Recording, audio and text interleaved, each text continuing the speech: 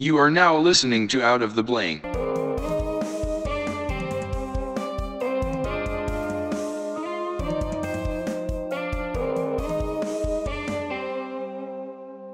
Welcome to another episode of Out of the Blank podcast. I'm here with Kelly, and I don't even know your last name. McMullen. McMullen. Okay, so Kelly, what do you do professionally? I am a professional psychotherapist. And what does that detail? Oh, totally emphasis on the psycho. Yeah, psycho? yeah. I'm into psychology. Is that It's about the same. Okay, so would I be working on someone like you if I was a therapist? Maybe. Okay. Yeah. We could try it out if you want. So tell me about the psychotherapy. What does it take me in the day of a psychotherapist? Well, I'll tell you about my day, because everybody has different avenues they like to approach, but Different styles. yeah, that's a good way to put it. I have an addiction specialty, so I work with people who have a variety of addictions, and that doesn't have to be like it doesn't have to be, what's in the news right now with the opioid epidemic. It doesn't have to be just drugs. It can really, you can get addicted to all kinds of things. Do you know the giant conspiracy behind opioid addiction? Tell me more. Big Pharma. Oh, that... Purdue Pharma, you know about that? We're on the record, aren't we? Do you know about that? Yeah, no, though? I'm very aware of Big You know Pharma. that Yes. them doing studies and hiding the studies and doing settlements with a lot of court cases, and a big thing with Oklahoma where they just got passed with like a couple $1 million they had to just finally pay off. I don't know about all these that. people that like their doctors would have certain words that they would circle when people would come in for like addiction and all this stuff, and it would be crush, snort, all these lists, and these doctors were just getting prescribed. It's the same thing. It's the same thing I chalk up to. If I was going to prescribe you meth, what would you tell me for your back pain? Because back pain's the That's most great. look, back pain is one of the most common things people go to the doctors for to get pain medication for. And hang on, let me blow your mind, because it's been proven that the best way to treat back pain is taking Oxycontin, and that's the big thing with Big Pharma. is actually right when it's not when the tests haven't been funded by Big Pharma. What we know is that chronic pain in the back almost always is emotional stress related. Yes.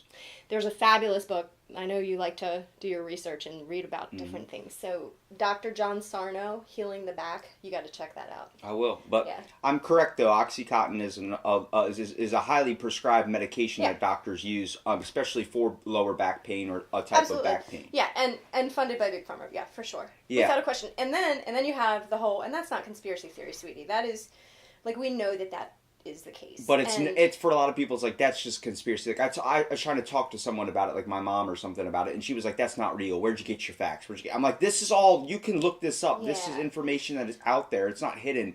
But if you type in this information on Oxycontins, you know what the first 10 list web results are?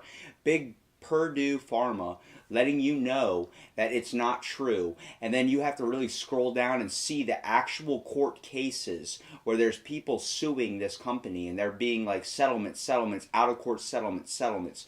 So I'm glad someone like it understands what I'm talking about. You gotta follow the money, man. You gotta follow the money. Like, what I mean by that is, if you want to understand and really educate yourself, you have to get to the bottom of who is providing the information. And when people have deeper pockets, they have more access to a larger audience. And being able to bury those. Yeah, well, that's the whole thing with the sugar industry, too. Not to veer off on that, but the sugar industry paid off, like, those advertisement companies saying that sugar wasn't bad for you. Sugar wasn't making you fat. Saturated fat was making you fat. Because fat makes you fat. Right. That's what the whole idea was. And then now it's all being turned around and saying, oh, that's completely wrong. Sugar is the main cause of stuff, and everybody doing their diets and things. But not to veer off on that, but I'm glad that someone... Well, it's not a veer off, because what ended up happening for me... So I'm a recovering drug addict and alcoholic. Really? Yeah. And and I'm in my personal 19th year of that journey. And I was clinically trained at a residential rehab for addictions in Orange County, California. But by the time I got there, I was so exposed to addictions of every like every imaginable, example, and then like recovery interventions of a lot of different means too. But the thing that I learned when I was getting clinically trained was how to treat, particularly the opioid epidemic. And so one thing that we see now is a misunderstanding of treatment, and they're putting, they have medical replacement drugs, and they're trying to do legal heroin. Well, hold on, hang on, don't even go there yet. So, oh God. But so like we have like Suboxone and methadones and things like this, and there's a really important place for them. But the idea is you want to be able to get a person to titrate or go off of that in a slow way, and you get them off of the opioid and onto something like Suboxone, and in the time that they're on that replacement therapy, because Suboxone hits your opioid receptors the same way that the opioids do. And that's the big problem. What people have to understand about opioid addiction, it really is a disease. The disease model of addiction means pathology. There's a pathological issue. Pathology means that you can medically identify the organ that's sick. And so for addicts, our brains are different. They're not healthy, and where that difference shows is in the dopamine receptors in the center brain. And so what happens for particularly opioid abusers or heroin abusers, the dopamine receptors change because of the amount of dopamine receptor is how you like enjoy. Yeah, yourself, I know. Right? It's that thing that you get the same thing from eating food too. Any addiction, it's anything can be release of dopamine. A lot of people are addicted to food. They have they love the feeling they get when they eat it, and it releases that dopamine. Same in the brain. You got it, sweetie. That's exactly the point, right? So what we have is there in the center brain for somebody whose opioid receptors have gotten used to having the dopamine receptors, have gotten used to having the opioid. It's a psychological reliance. It's not psychological, that's what I'm telling you. The brain is physiological. It's not psychological. You can't will that need for the drug. You cannot will that away. It's not psychological. It's pathological. It's physiological. What that means is when you don't have the drug, you become sick. That's why junkies can't get clean. See, if you take a psychology class like I'm doing, what they teach you is that's a type of psychological impairment. That's one. No. So like where you would be genetic, where your genetic stuff would kind of fall in factors. But this is called a psychological type evaluation thing. It's more like physiological. This is physiological. Physiological is chemical. Physiological means chemical. It means pathological. It means of the brain. Psychological, what you're talking about, that's more like trauma. That also impacts the brain too. Here, let me finish this. So people for a long time have misunderstood addiction because they think it's a moral failing. They think it's a behavioral failing. True addicts are just trying not to be sick.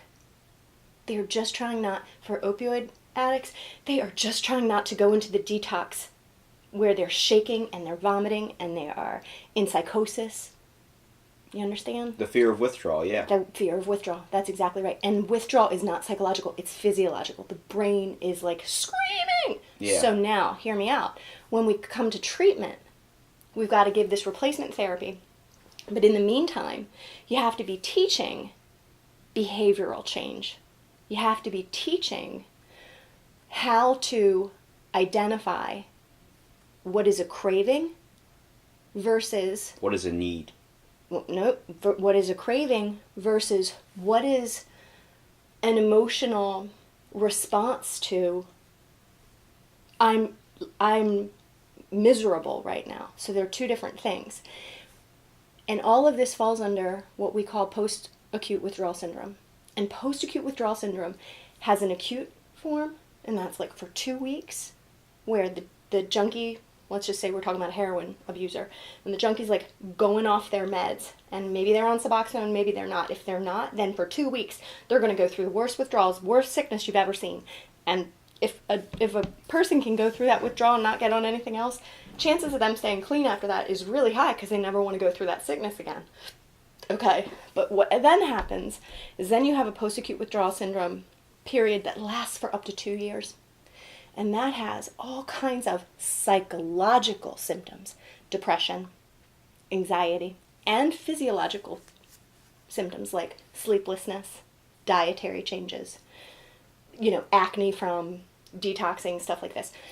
And so that 2-year period is what you need to be treating people. So they need to be on Suboxone, maybe, to get them through the withdrawal period, and you slowly wean them off. That's it. We call that titration. But for up to 2 years, we want to be treating them and giving them tools for their toolbox to not pick up when either a craving shows up or their new emotions are showing up, which a lot of times is not just the emotions showing back up after numbing yourself with drugs for as long as you have, but it's actually your brain healing that is showing up as depression or something like anxiety, stuff like that. So for 2 straight years, you have to teach people how to manage this kind of stuff. Does that make sense? Yeah. All right. Well, but hold on. let me make a comparison real quick. Yeah. So if what you're saying is when I was talking about legal heroin, that's kind of... No. Let me go back to that though. So here's where I was going to go with all that. So yeah. So we've got I love this. The medical and the big pharma that floods our streets with essentially pharmaceutical heroin, right? And Purdue, man, they make drugs and they make chicken. That's the only thing. We start to see this in the early. I don't know about if it's Purdue or who, but in the early 2000s we start to see this. Thank whatever. I got clean and sober in 2000, so I was not exposed to. I want to go back this to epidemic. That too. So this starts to flood our streets. So now let's be real clear. We've never not had a drug epidemic in this country, but the hard drugs, the street drugs, we've never had to look at because it's usually inner city, which means it's black folks getting killed and stuff like this by it. So we've never had to look at it until the opioid epidemic floods the streets. And now kids can go into their parents' prescription bottle, any kids across the country, and instead of getting a little weed when you're 14 years old, now you have access to pharmacological heroin. Okay? You have opioids, right? Across the country. And kids are getting hooked on this. And then they can't afford to follow their habit. And now they're winding up in the inner city. Going to the streets and getting the hard, That's right. getting the real stuff That's that right. kills. That's Isn't right. that weird how you when someone's a heroin addict and they want more heroin, what their main thing is they're looking for the stuff that kills. They're looking for the stuff that's the good stuff. Oh, that dude died from it. I want some of that. It's the same thing. Like you said, you chalk it up to that Cali weed. It's I think you might have no offense, but I think you might have a glamorized understanding of it. When a person's a real addict, they're just looking for whatever they can get so they don't get sick. It really is like that, So there's a difference between a real addict and a fake addict. One that's just doing it for the flair of it. Maybe. Maybe. I don't know about all that, but. If Richard Pryor offered me cocaine, I'd probably try to okay. Yeah. So what we then end up seeing is Big Pharma, who created this mess in the first place, figures out that there's a way to get people off of opioids and get them onto prescription like Suboxone or Vivitrol, these different things. Holy crap. Yeah, dude. And right. So a lot of the treatment models end up being funded by Big Pharma too. And here's the thing. The whole medical industry's flawed. Drug addicts, alcoholics, we don't just do that to keep from getting sick. We do it once you're pathologically impacted by this, and you don't know if you're going to be an addict or not, right? I could sit down next to homie that doesn't have the genetics for their brain to be wired different, for their brain to be pathologically wired towards addiction, you know what I'm saying? And me and homie can go 12 beers in, and we could do this for a whole year, and homie might never really develop into, on the substance abuse continuum, what we call an addict. But me, I'm gonna, because my brain is already wired for it. Right, exactly, right. So once you get drinking or get using your drug, or there's sex addiction, eating disorders of which run the continuum, there's gambling, there's a lot of different things that can trigger that little impulse control place, right? So it's impulse control, and then your center brain with your dopamine so stuff. Let me be a little bit open and clear about this. I have a type of eating disorder that works around my gym disorder, where I work out constantly. It's more like it's not orthorexia. It's not that type, but it's more like I understand where you're trying to explain to me a lot, but you don't understand how close I make the connections to. It's a type of body dysmorphia I see too. When I take a shower, even though I have a 6-pack and I'm ripped, like the whole idea of being at 3% body fat, if I look at myself in the mirror, I don't like what I see. I see a person that's bigger than who they really are, which is a form of body dysmorphia. Yeah, that's but right. also, I get really, like a lot with bodybuilders, they have certain eating times. I get very, very, when it's close to my window, if anybody's in my way, I start to get really angry and frustrated, and my body naturally gets hungry at these times. Yeah. It's psychological too, because I've learned if I try and work out past it and try and go not think about it or trying to distract myself off of it, it's completely gone. Yeah, good. So when you're saying when you're trying to explain it to me like I don't understand, I do understand the psychological and the physiological connection to that, because I've been doing this for years and years and years, and it's always like a certain time, and it's not something that it's something I'm trying to do better at stopping.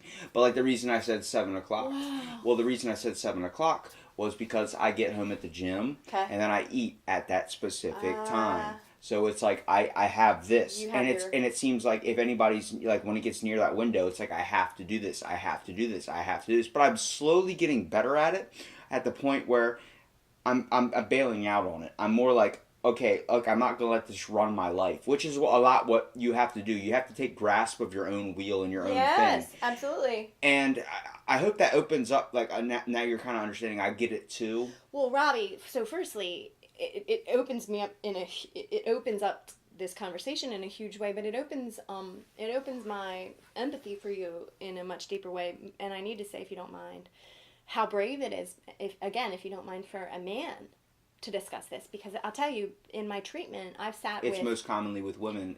I've sat with a lot of females with body dysmorphia and with eating disorders. I looked it up, and it was everything like to diagnose yourself if you have it. Yeah. is common with women. Yeah. And I already know where mine stems from. Mine stems from a psychological thing when it comes down to I was bullied very bad for being overweight in high school. Wow. And I've been training every single day, going to the gym every single day for 6 years. If I don't go for a certain amount of time, which is 2 to 3 hours, then I just can't. I can't do anything with myself. And then I'll have to go back out in the morning, or I'll have to do something else where I burn 1,600 calories if I just consume 2 French fries. See, it puts your body into a state of shock. But what happens is, once I started realizing I was doing something like this, and I'm being open here, like I appreciate it. I'm talking to you. Huge, And it's, when I eat 2 French fries and have to burn 1,600 calories, at the time it might not, it gives me the chance to basically kill that 2-hour window so I can go home and eat. But it's not a big meal. It's not a lot of calories. It's only like 140 calories. Well, I've been doing this for 6 years. That might have cut me and made me look cut and ripped for the longest time, and it still does, which I'm glad for. But it's a sense of like, if I don't go to the gym, if I don't do this, I lose everything. Yeah. And that's only because I've been scarred from being constantly bullied and told to be overweight, to the point where I stopped eating completely. I was living off an apple a day and burning like 2,000 something calories. Now I'm starting to notice my body is not being able to handle well. Right. When I wake up in the morning and I go to step, I can feel my leg muscles like seriously, what the fuck? Right. And it puts your body into a state of shock. And I can't explain this to anybody in my family. I can't explain this, so they don't understand it. They see it as like, you're not thinking right. So when you try and explain this to them, a moral failing. It's like, like when I got home from the gym, it was a little bit earlier than what I'm used to, and then like someone comments something saying that was quick. I'm like, that you don't understand what that. It might seem like a slight, like don't even worry about it, but for someone that's dealing with something like this, they think of that like, you didn't spend enough time in the gym, you don't get to eat, you get to go back out to the gym, work out even twice as hard, and come back later when you've worked out hard enough. And it's like, to have that in your mind, it's a little messed up. And I'm in no way like able to treat anybody. Anybody asks, like, how do you give such good advice to be a therapist? I'm being real. Right, I don't like giving you the doctor's response. Right. If you want someone that's going to pay, that you're paying to Right. tell you what you want to hear, go to someone that's literally on the street and give them $100 and say, I want you to tell me I'm good looking. Right. Okay? I like to be real with the people. If you have a problem and you need help addressing it and you're asking me for help, I will give you what I think. But I cannot put the keys in your hand to your car. You have to drive yourself. Right. You have to realize you have a problem and you have to address it. And that's not even the big factor, because when you do address it, first of all, that's one thing, but then you go completely back on it. You understand that it's Good. you got to make Good. you got to make the adjustment yourself. You got to let people know that you need the assistance Good. to Slow help down. them move Slow down. forward. Slow down. You're just you really are right inside of that space with how we look at addictions. You really are. So again, I honor your bravery for putting it out there. Thank you for the vulnerability of that. I mean, vulnerability is something I talk a lot about in the people I sit with, and vulnerability means we move out of just speaking from our heads and we allow our hearts to be open to each other. Well, when I did chemical dependency counseling, I had to go to narcotics meetings and I had to go to AA meetings to get a full-on experience. What'd you think? Yeah. And let me tell you about my little funny story. So I went to this church in Salisbury for an Alcoholics Anonymous thing. And there's all these like wheelie chairs on one side, and then these big loungers on one side. So like there's only 4 of them. I noticed that there were 2 other students in the room, but I didn't even like glimpse at them. I just noticed all the wheelie chairs, and that's the first thing my mind went to was wheelie chairs. I walked in, the teacher's like, hey, just have the counselor's like, hey, just have a seat wherever you feel comfortable. And I'm like, okay. And I sit down in this wheelie chair, and I'm just like kind of chilling, and I'm hearing everybody's story. And I realize all the addicts are sitting on one side, and the students are sitting on the other, and that's it. And I'm like, they're like, okay, and they're going down the line asking people how they got addicted, when did it start, all this stuff. And they get to me. Okay, when did your alcohol addiction start? I'm like, oh, I'm not an addict. I'm a student. And they're like, why aren't you sitting over there with the other 2 students? The other 2 students did what they should not have done, and they brought a computer, research books, all this like paperwork so they could write and take notes while people were giving their heartfelt stories. Right. I just walked in with my brain. I'm like, I'm going to remember what I remember because I have a pretty good memory. Yeah. And they're like, so how'd you get addicted to alcohol? I'm like, I'm not addicted to alcohol. And I'm like, at all. I don't drink at all. Like, and they're like, well, then why are you sitting on the side with the alcoholics? I'm like, you told me to sit where I was comfortable, and I picked the chair with the wheelie chair. Now, that's what I've thought all this time, and now talking to you and being a little bit more open, I feel like that was my brain's subconscious way of recognizing, I understand what these people go through. Whoa, cool. Now, look, let me link it this way. I have had family issues with alcohol where I've stayed away from it because of how bad it affected my life and just how I saw what it does. Same thing with narcotics and stuff. I see what the addiction does. Let me say something to you about that. So something that we see a lot, family of origin, that means the people you grew up with in your family home. So within the family of origin, when we have untreated alcoholism, it doesn't even need to be actual where it's addiction. It could just be untreated alcohol abuse. Like there's a difference, you know. If you have untreated mental illness, if you have untreated drug addiction or drug use in the home, do you know how much chances go up for the person to be addicted to that drug? Not just addicted, sweetie, but show other compulsion issues like eating disorders. Yes. Because what you were describing before about eating an apple a day and then going and working off all those calories and where your body's breaking down because the muscles have to eat themselves, honey, that's anorexia. That's like you're describing body dysmorphia, you're describing the anorexia. And that is a compulsion disorder, and frequently compulsion disorders are about control, like you said. So you've got where, and I agree with you, you've got where you're scarred from the bullying, but maybe even when you were younger, you know, maybe the family environment there were things going on where you wanted to be able to control. Maybe not. I kind of put you on the spot there for a second.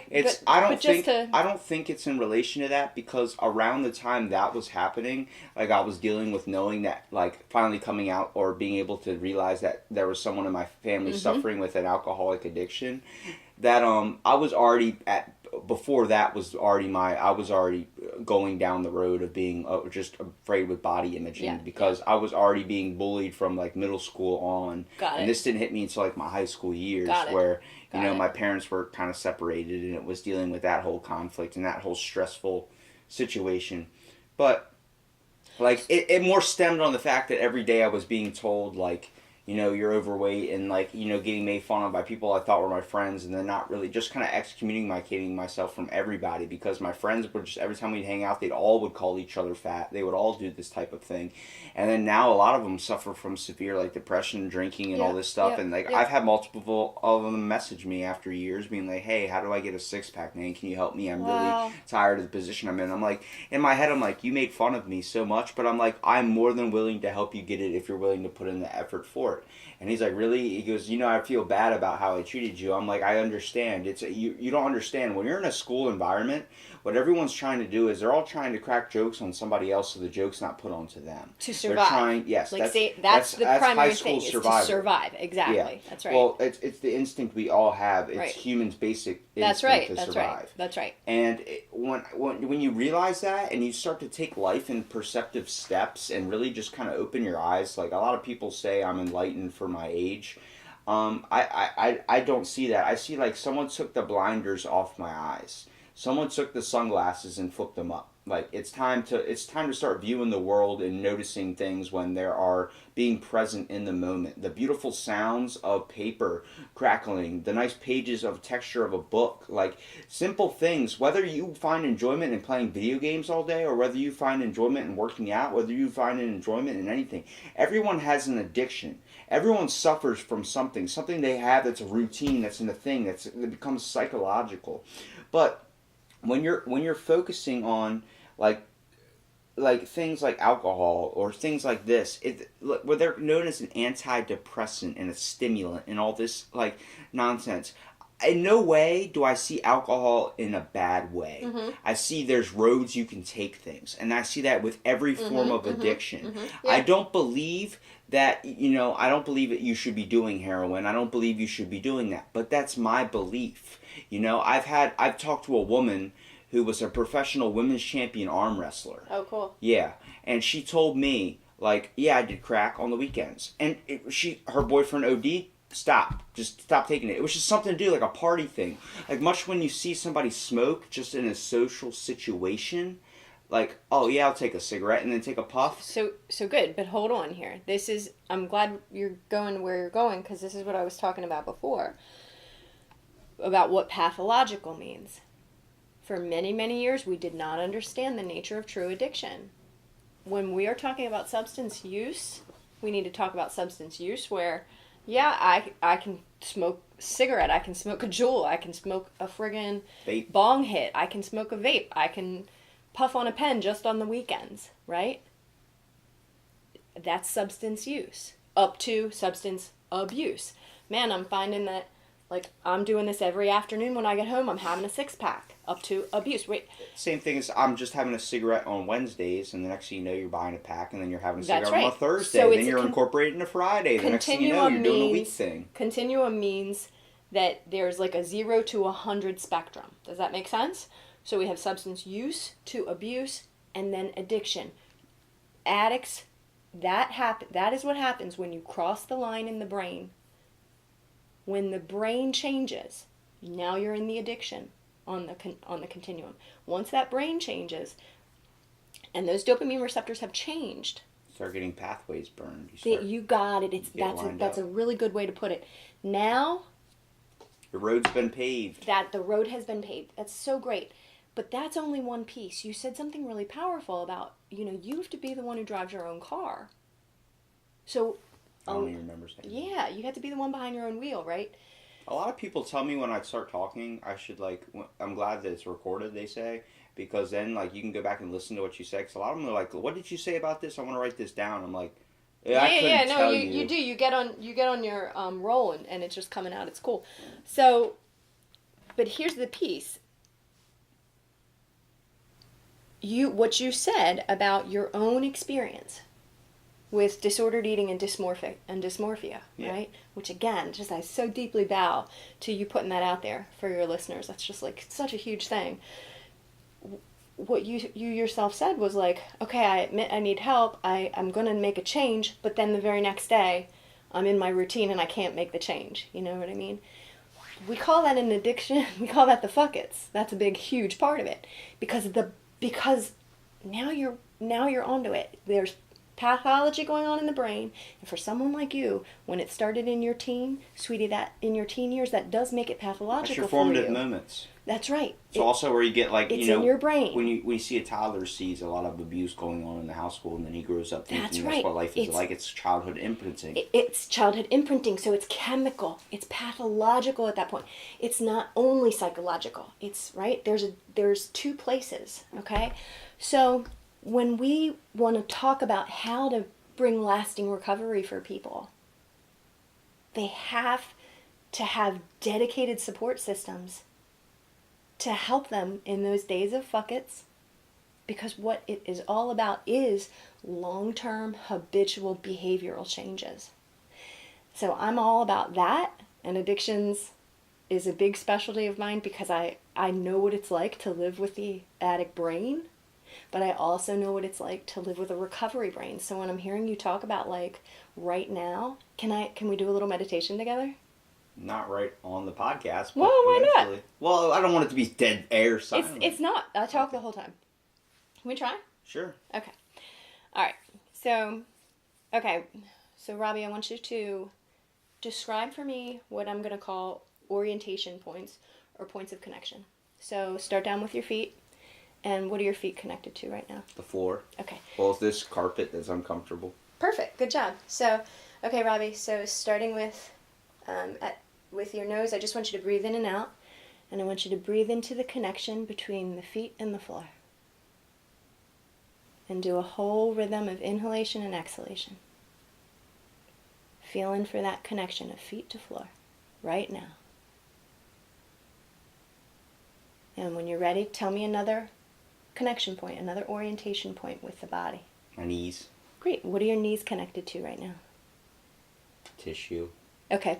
So. Pants.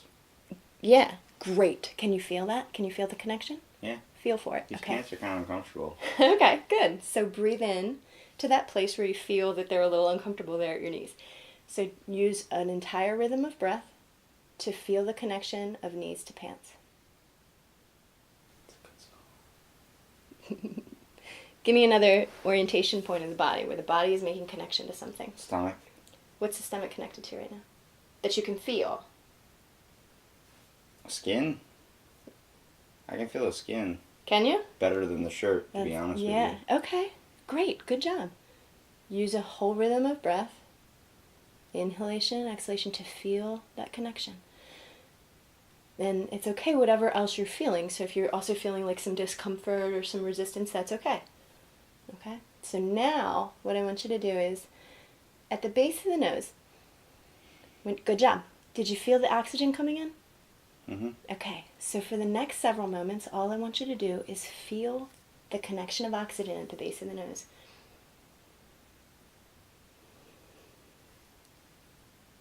We call this the practice. And the only thing you have to do for the next several moments is just feel for the connection that you make with oxygen at the base of the nose if you're breathing in and out of the nose. And what we say is there's no right, there's no wrong. So anything else you're feeling, don't resist it, don't push it away.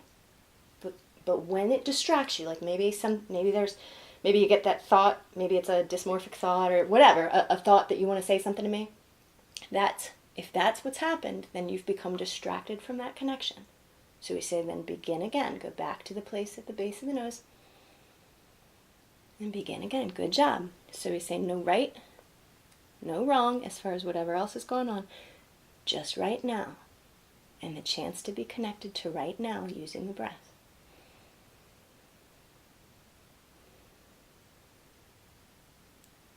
So giving yourself 2 more complete rhythms of that.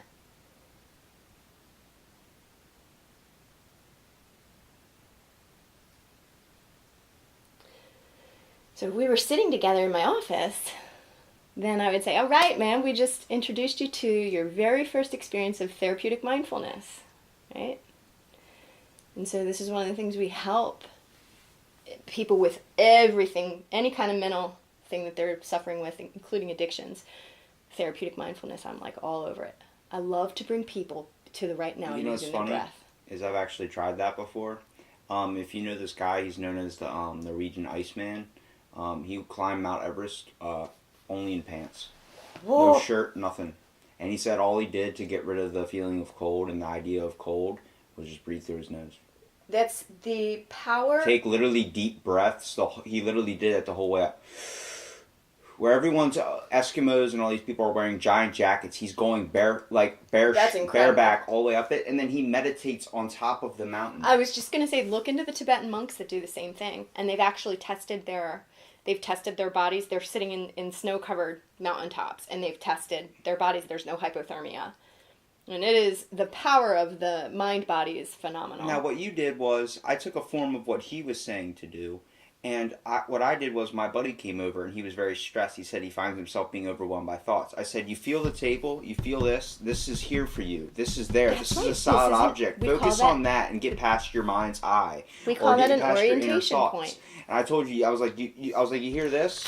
Enjoy the crinkling of the pages. I was trying to get him distracted. I was like, next time you're staring at your feet, I told him, I was like, look at the floor. Start going into aspects of the floor. How is this floor designed? What kind of, is that birch? Is it spruce? I told him to get down deep into it. It's about a 30-minute conversation. I will not post it because I told him we were doing a podcast. So this is all on the podcast. And I just randomly went into this thing. I started listening to it. And a lot of the stuff I have to re-listen to remember. But like, he told me that was the best therapy he's had.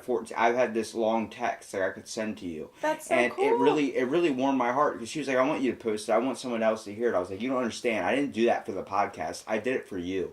I knew, like, if I got you thinking that you were on a podcast, you wouldn't be that open. And I wanted to open you up. I wanted to make that challenge for myself as well because I knew I could get you to a level of comfortability where you weren't focused on even a recording, where you got focused on me. You got focused on my words. That's you so heard cool. my mind, and I had it done, and I can send you like the whole little like 23-minute. Slow down. But DH5, catch it.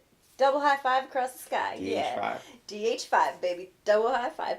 You intuitively downloaded what in therapeutically we call orienting points, and that's absolutely relevant for people with panic disorders. Well, he's about to have a kid. And, like, he's dealing with a lot of stress. Or, like, a lot of stress. Yeah, and he's trying to go back into school, and he's working, like, he's already working so much, and he's been on my podcast before. That's awesome, hon. It was just something I was like, look, man, I was like, you just gotta, you feel this? I was like, hit your leg. He goes, what? I'm like, hit your leg. He's like, I don't want to. I'm like, hit your leg. He tapped it, and I was like, hit it harder. I'm like, hit it till it hurts. I told him to keep doing it, and then once he started actually getting hard onto it, I was like, now how do you feel? He goes, my leg's kind of hurting. I'm like, yeah, but you're not thinking about those deep thoughts that are killing your head, right?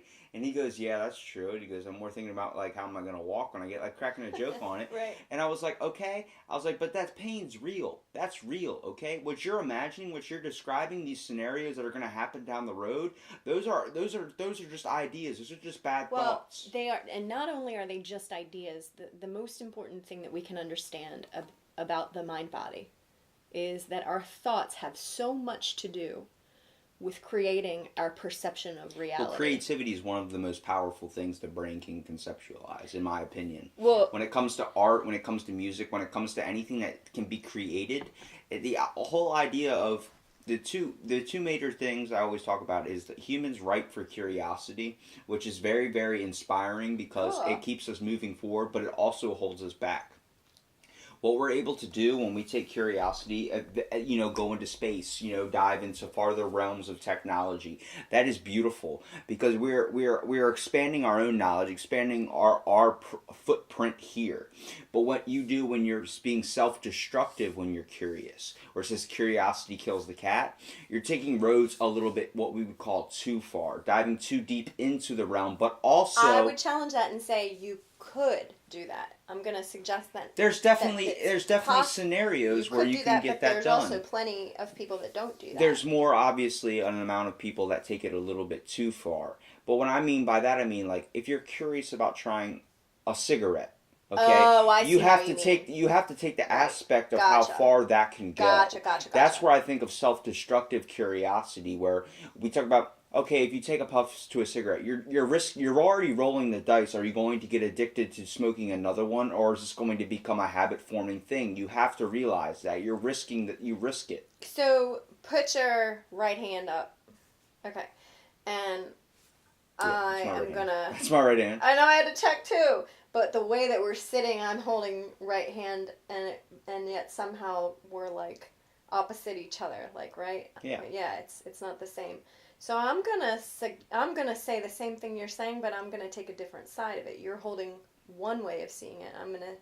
And your way is 100% valid. And this perspective I'm gonna offer over here. The first thing I have to say is you really are intuitively inclined towards like being a helping professional, being some sort of therapeutic, because whoever I'm sitting with, I have a couple sitting when I say I'm sitting with somebody, that's what I call therapy. When I get to sit with someone and talk with them. Yeah. Okay. I have a few. I call it a podcast, but I can dig it. If we were in my office, I'd call it something different. So, but I have a few staples that are natural for me to offer people. So if I'm sitting with somebody who is full of fearful thinking, then I want to offer them the gift of curiosity. If I'm sitting with somebody who is full of fearful thinking and their perception is created by that, then I want to offer them the opportunity to be seen in that. I want to offer them what you did earlier. The opportunity to just be seen without judgment or shame. This is what I'm suffering with. This is what I'm struggling with. I want to validate that for them. Because like you said, you can't talk to your family about it. I think it's a dirty, dark secret. People exactly need to pull it out of the dark, exactly. Well, it's the problem I really conceptualize with society when it comes to how we all walk around with disguises. We are disguising ourselves who we are. It's one of the most actual common detriments in a relationship is when you marry somebody and then they change their whole personality because they were putting on what was seen as an act for so long. Yeah, dude. That's real. It happens. It definitely does. It happens. And you're like, oh, this is the real me, so if you don't like it, then get over it. Well, it's social media. Well, shit. We've put it to a height where... Where do you think body dysmorphia is now on the rise because of it. how you have to... like a model that eats a Cheerio and has to throw it up and is not... if you're not a size 0, you're nothing. You are 0 if you're not a size 0. As if like the 80 years of television exposure wasn't enough, now we all have the opportunity to be on TV through social media. I got a funny story to tell you about today. Okay, so I was with my buddy. We're in Walmart. He's on his phone constantly walking through just the store. And I'm like, I'm already grabbing my stuff and going. I'm not on my phone. I just left it in the car. I was like, screw it. Like, I don't have anybody important to talk to today. It's whatever. And he's walking around on his phone and, like, he's bumping into things and, like, bumping into people. And he bumped into me and stepped, like, he did it 3 times on me. And I told him, I was like, one more time, I'm going to slap the phone out of your hand. He didn't believe me. I slapped the iPhone right out of his hand. I mean, he had a case on it, but still, I was like, seriously, like, look up, okay? I have been bumped into plenty of times by kids younger than me who are just completely unaware of what's going on around them. I'm sorry, yeah. Oh, yeah, you can apologize for it, but you understand you're ruining, like, in my mind, like, I used to play video games so much, and then I look back on it, and I'm like, I can't even sit and play a game anymore. I literally used to be a whole bag of Doritos in one sitting, a 2-liter of Mountain Dew sitting in front of the TV, and that's all I would eat all day. Like, literally, when you're distracted by video games, time goes by so fast. When you're distracted by something, time goes by so fast. If you go out and have fun, go have an amusement park, time to go home. The park's getting ready to close. You got there when it opened. It's the whole idea of how you can occupy your mind. And I believe when it comes to addiction, it's how someone's occupying a certain need for something. You really do have an intuitive wisdom.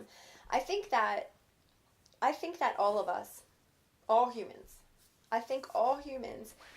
have, and this is actually a therapeutic concept. Like, I don't know if you've ever heard of Carl Jung, but Carl Jung? Yeah, I actually just watched a Joe Rogan podcast with him. Oh, that's... Wait, is it... So he's gone. Okay, so then we might be thinking about... I think I was talking about Ken Jung. I'm not sure. Carl Jung was He's the one I was talking about. Ken Young was a nutritional psychiatric. Oh, cool. He wrote a couple books or something. Very cool. And that's, I mean, and there are so many modern professionals that have all kind of great information. Carl Jung was probably the most well-known student of Freud, and then breaks away from Freud and starts his own. He's considered the doctor of psychodynamic. Okay, and that's where I've heard of him too, because I've sure studied him for Sigmund Freud.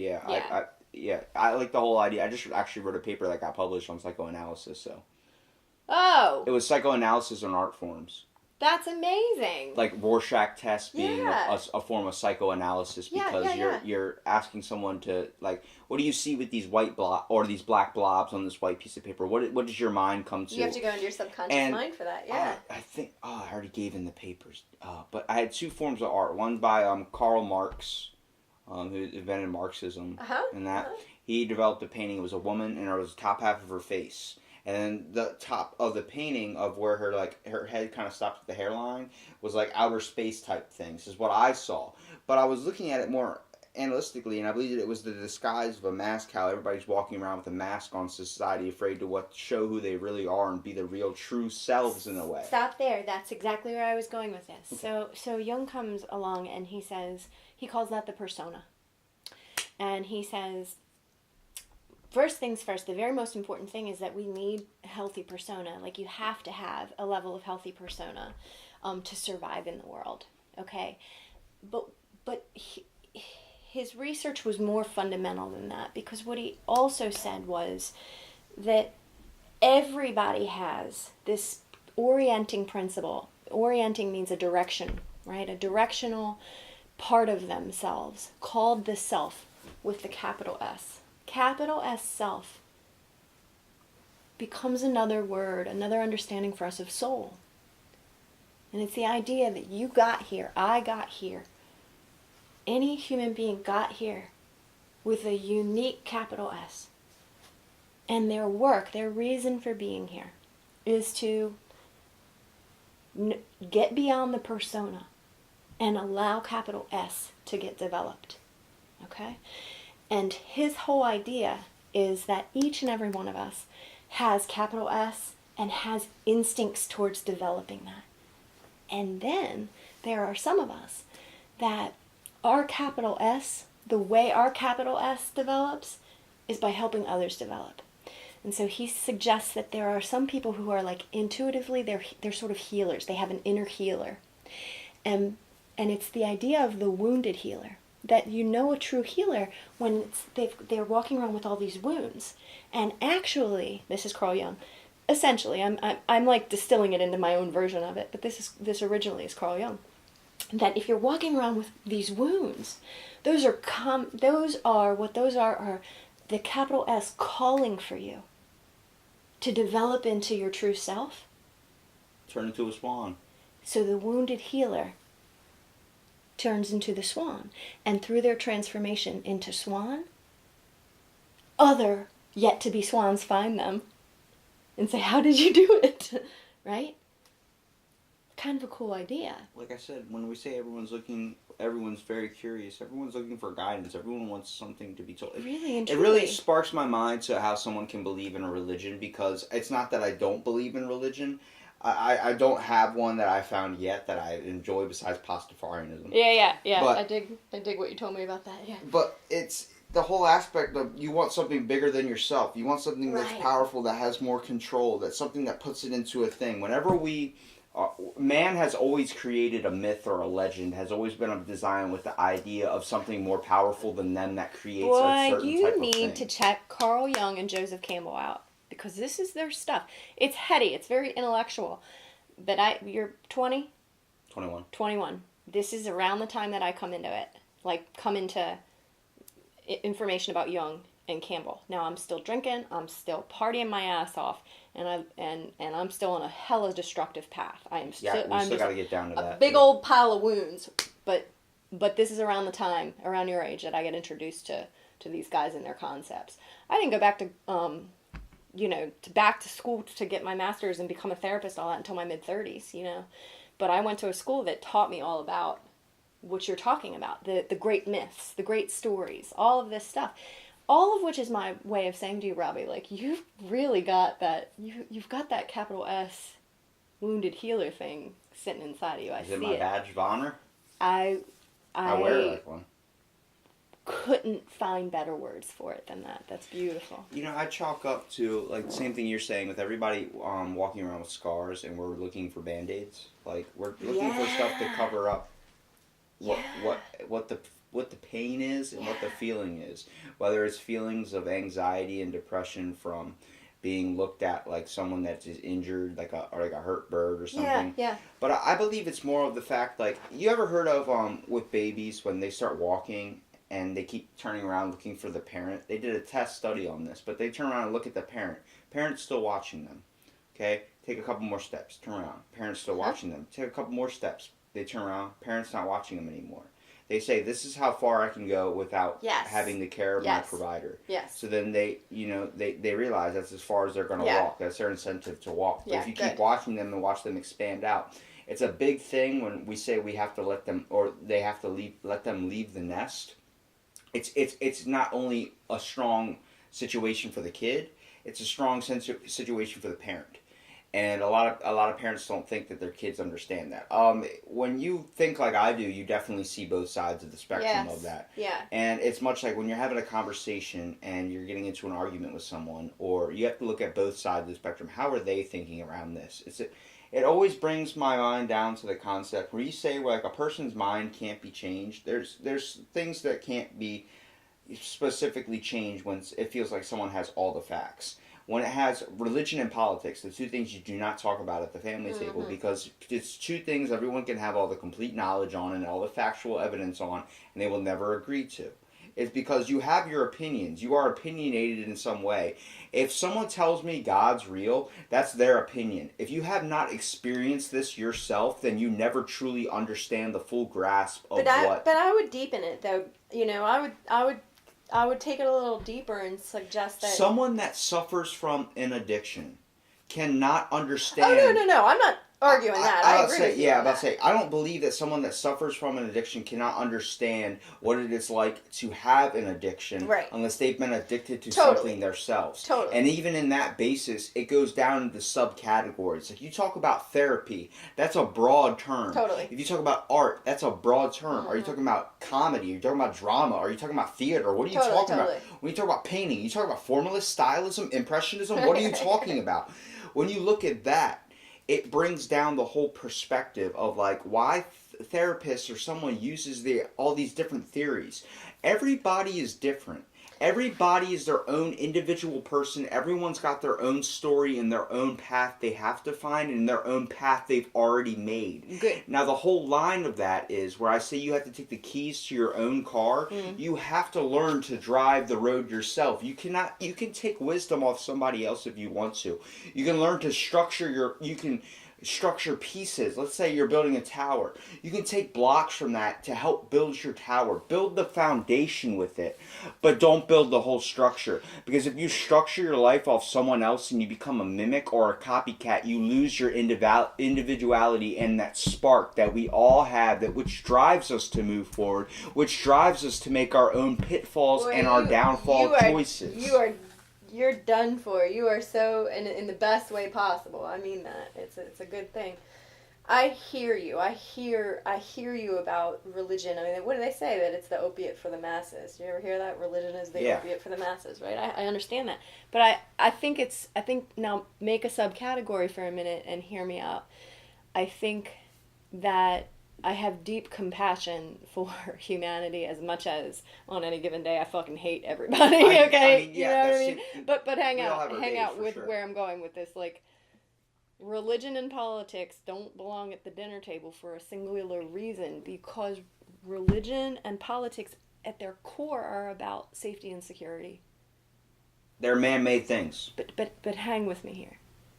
How you said each individual has their own story. Each and every individual has their own story that has created what they believe they need for safety and security. And if you wanted to put it into a broadest terms, the whole idea of God too is that way. That's it's your right. safety blanket. It's your safety and security. All right. But hear hold me on. out. Hold on. And I don't fault people for that, man. I don't fault them either. You know. And I'm not saying that, but I'm saying I don't believe that you should push your belief onto somebody else. Oh. If that's your safety blanket. That's the way I'm saying it. That's the way I'm saying it. I wanted to explain that a little better. That's the way I see it. I'm not seeing it I'm like, there 100 with you. Yeah. Well, it's the same thing. I actually brought this up to my mom before, where she says, "I'm always going to worry about you. It's a parent's need to always worry about their child. You always have to want to know what they are, but you have to understand. You have to let them drive their own car in a way." Sure. I talked about this on my last podcast with Heidi. Towards the end. She's fabulous, isn't she? Yeah, she's amazing. She didn't know anything about the opioid epidemic. She thought I was making it up. I sent her the documents, and I watched the documentary on it too. It was like, it's mind blowing to understand that, and like you blew my mind in another way with the addiction thing, with how they're using that. Moving you from street, right. To get on the whole aspect, like when she goes, I always worry about you, which all parents do. They always worry about their kids. A way that she found comfort, her blanket, was turning to God and praying every day.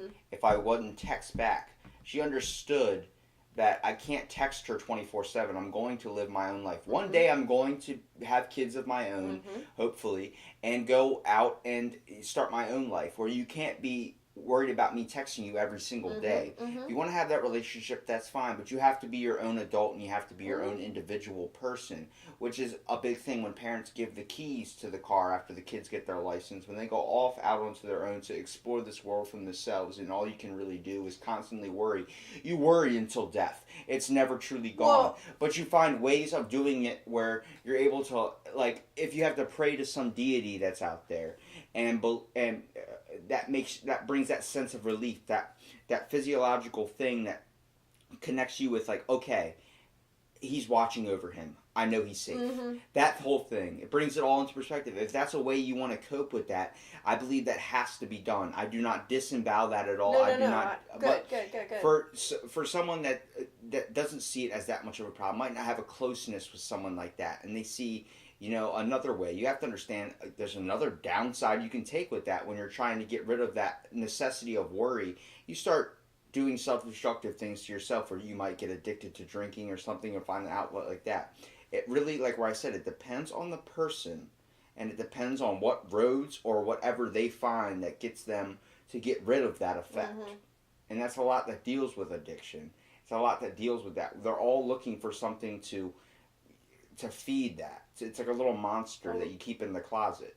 Yeah. But you want to choose. Do you want a good relationship with that monster, or do you want a bad one? Yeah. Do you want to let that monster run your shit? Hell no. You run your shit. You let that monster know, look, we go outside at this time. If you're not here at this time, that's what's got to go on. I love that. I love that. This is, you're describing something that I do when I'm sitting with people who are recovering addicts or recovering alcoholics, people who are recovering their sanity back from disordered eating, all kinds of things. When I'm sitting with people like that, we talk a lot about making friends with your addiction. Like, you really want to know all about it. You have to know it's there. You can't keep putting it in the closet. Exactly. Yeah, you need to come to know it really disregard it and act well. like it's not a thing, That's it's right. just all it's going to do is sit there and get bigger and darker. Yeah. There's a guy, and so I'm not going to speak religious here. I'm going to speak religious metaphor, if you can dig it, right? So religious symbol.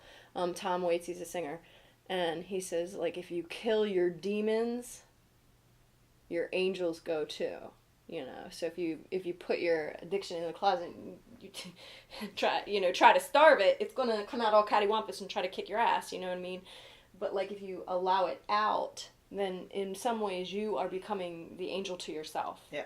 Right? That's that wounded healer idea. Well, it's showed in a lot of movies too. When someone's making a decision, they have the angel on their shoulder and then the devil on the other side. Yeah, dude. Great. I chalk this up. That's real though. That's for everybody. You don't have to be an addict to have that. It's the whole idea of morality. Now, I want to ask you a question about morality. You ever heard of General Butt Naked? No. Okay. An African warlord that killed 20,000 people. He used to fight naked, as his name. Oh, God. But he used to go, and I'm going to explain this to you, and then you tell me your thoughts on it, and then I'm going to tell you how I conceptualize it. Okay. So, what he would do, he would teenagers would all go by the lake and start drinking from the lake. I'm gonna make a doodle while you're telling me. In Africa, he would come up from the water, Okay. grab them, take one of them underwater, snap their neck. Dang. And This is real. Yes. Now, he ate people's flesh, he ate babies' hearts, and the only reason he's forgiven, and this was all in 1996. Okay. The only reason he was forgiven is because he turned to Christianity. Oh, Lord. Now, what do you think of this man? Do you see him as a bad individual? He's eating. Yes, of course. Okay, and he also raped and did all this other stuff. Yeah, of course. Yeah. Okay, now. Does that mean he can't be redeemed? Now, hold on a second. Now, I said he went to Christian and he's forgiven of all his war crimes. And do you believe that's redemption right? doesn't mean that. Does Jesus save him? Redemption. I'm talking about psychological redemption. Can he be redeemed? Can he change? So, do you believe that? From just hearing that story, do you believe that he's a good individual or a bad individual? He believed Satan was talking to him. He believed he was. Okay, so there you are. He's a sick individual, honey. He's a very, very sick individual. He believed that he was talking to the devil, and the only way he went into Christ was that he found Jesus, and Jesus told him that he would burn for his sins if he did not repent on what he did. Okay. Okay, now let me tell you what he does now. Okay. He has came out in multiple documentaries, multiple news presses in 2011, 2017, saying he will be more than happy to pay for his sins. He understands. He's seen the faces of all the people that he's, of the victims, like the families. He's seen it, all of it, and he's apologized for it, and he understands what it's like, and he says he'll be more than happy to be put to death for what he did because he understands what he was wrong.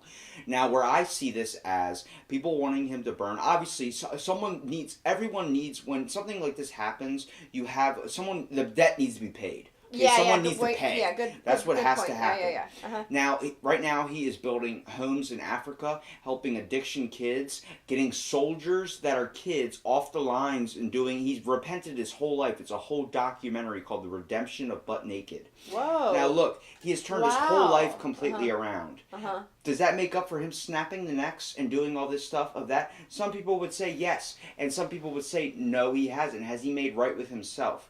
No, what he has done is he started $1 million corporation that goes in funding all of his money into building homes and helping this area in Libya that is, or Liberia, whatever's in Africa, South Africa.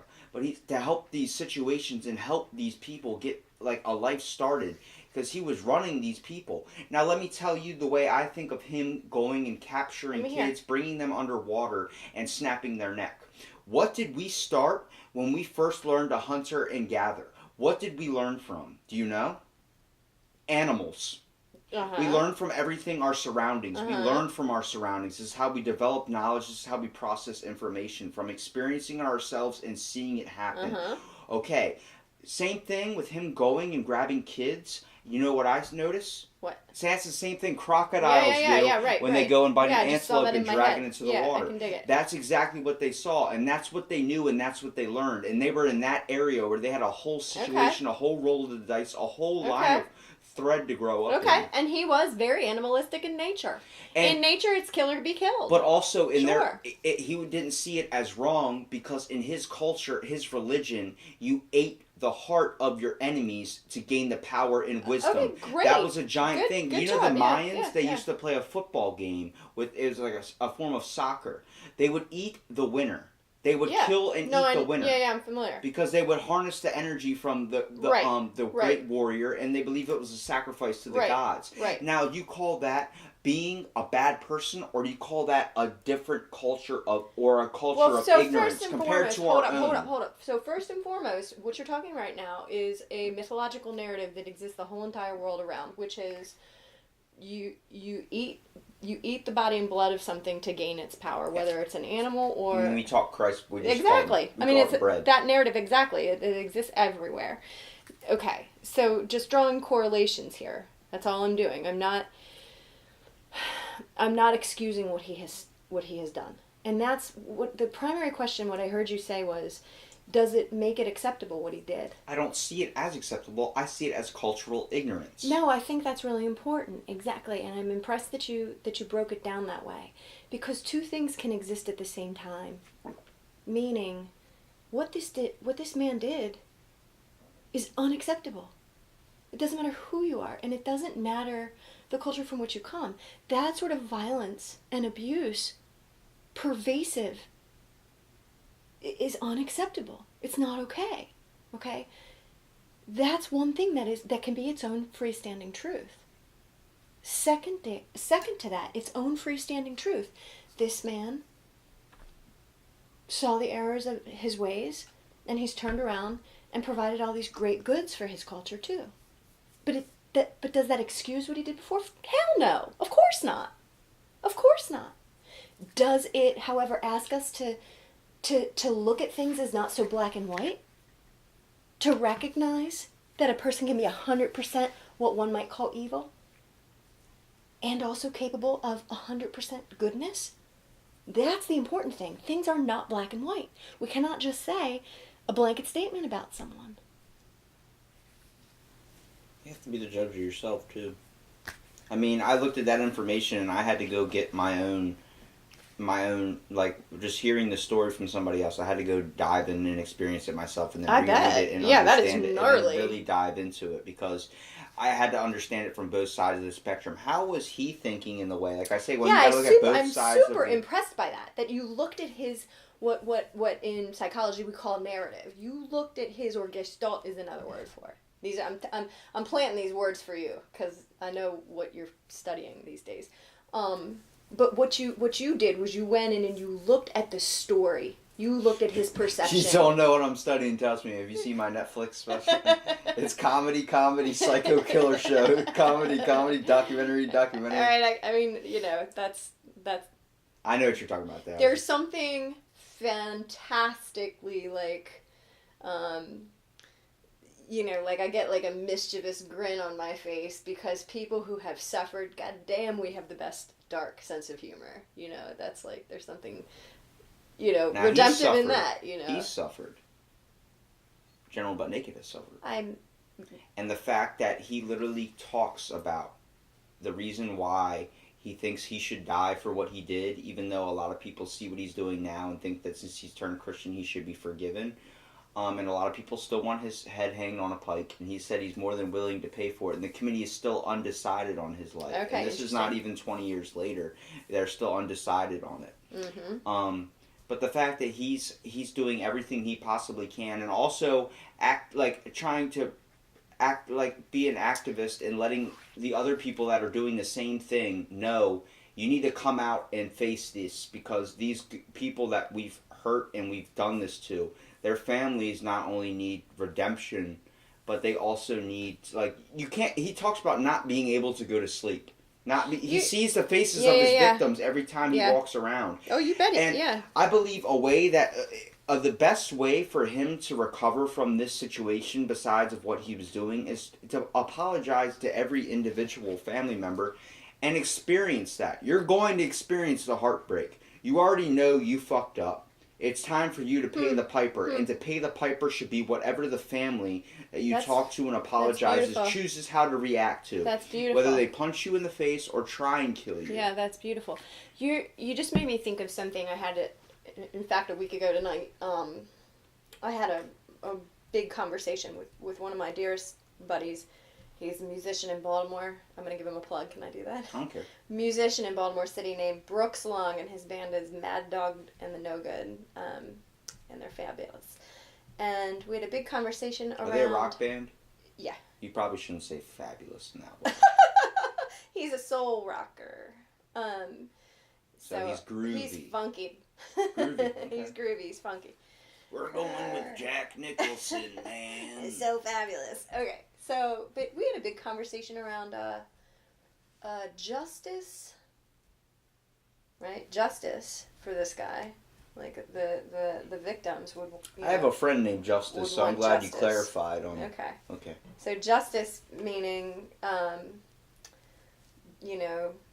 justice meaning, like, by law...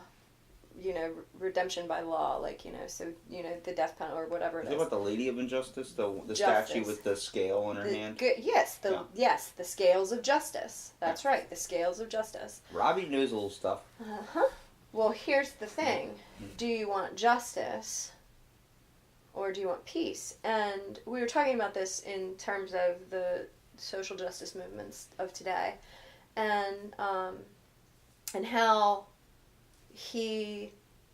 and I tend to be on the side of social justice and activism, and he had this beautiful way of helping me understand that for social justice people who become agitators, that there's nothing harmonious in that doesn't bring peace to people. And so you just made me think about the way you're thinking of is a lot, or the way you're kind of describing is a lot like what Martin Luther King did. Martin Luther King and Gandhi both fought in a way that was known as a peace movement. That's civil right. rights activists. They believe that you can do more power with words than you can with a brick.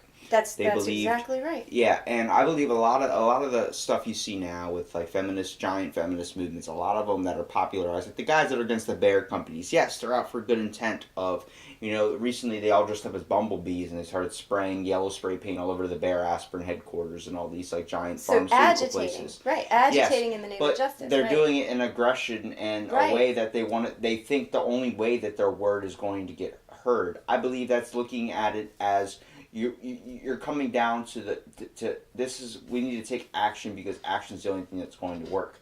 The way Martin Luther King thought of it was, your words will get across, but they have more of an impact when it's in a non-violent way. That's the piece, and thank you for bringing it to that. That's beautiful, because I was so moved by my friend helping me get there last week, because for the longest time I was and proclaimed myself to be nonviolent and to be a non-aggressor. And then you realize subtle things that you were doing were actually considered to be an aggressive tactic. Over the last 3 years, it was an aggressive tactic. And I think that it was necessary. And this kind of goes back to what I was saying before. Like, we have to be willing to talk about these difficult things and not know the answer all the way. Your face just threw me off. Well, I looked at your sketch and I was like, does that say my name? Yeah. What we've seen with like the social justice is, and all of the agitation around it, what it at least has done has raised awareness. And I think that that's the most crucial thing, or that's the most crucial thing we can gain from these movements in the past couple of years. But what he did, and what you just brought me back around to too, another perspective. Not another perspective, but the perspective from which I'd originally begun. Like, I began as a peacemaker. Where you started at. And then the last couple years, I was kind of like on platforms of aligning myself with agitators, because there are a lot of people whose voices haven't been heard. And through agitation, their voices began to become more heard. But now I'm back around to harmony. And we all want peace. And even the people who are agitating, what they ultimately want is to be heard, to have their safety needs met, their security needs met, to feel, like those things are worth, that they're worth that stuff it's too. Putting yourself in a comfortable zone. It's just like, it's cool, man. It's cool. Like, well, like we look at two sides of a coin. Now, there's two ways you can get across a movement like that. You can do the Martin Luther King way, passive voice, Malcolm X way, aggressive. Yeah.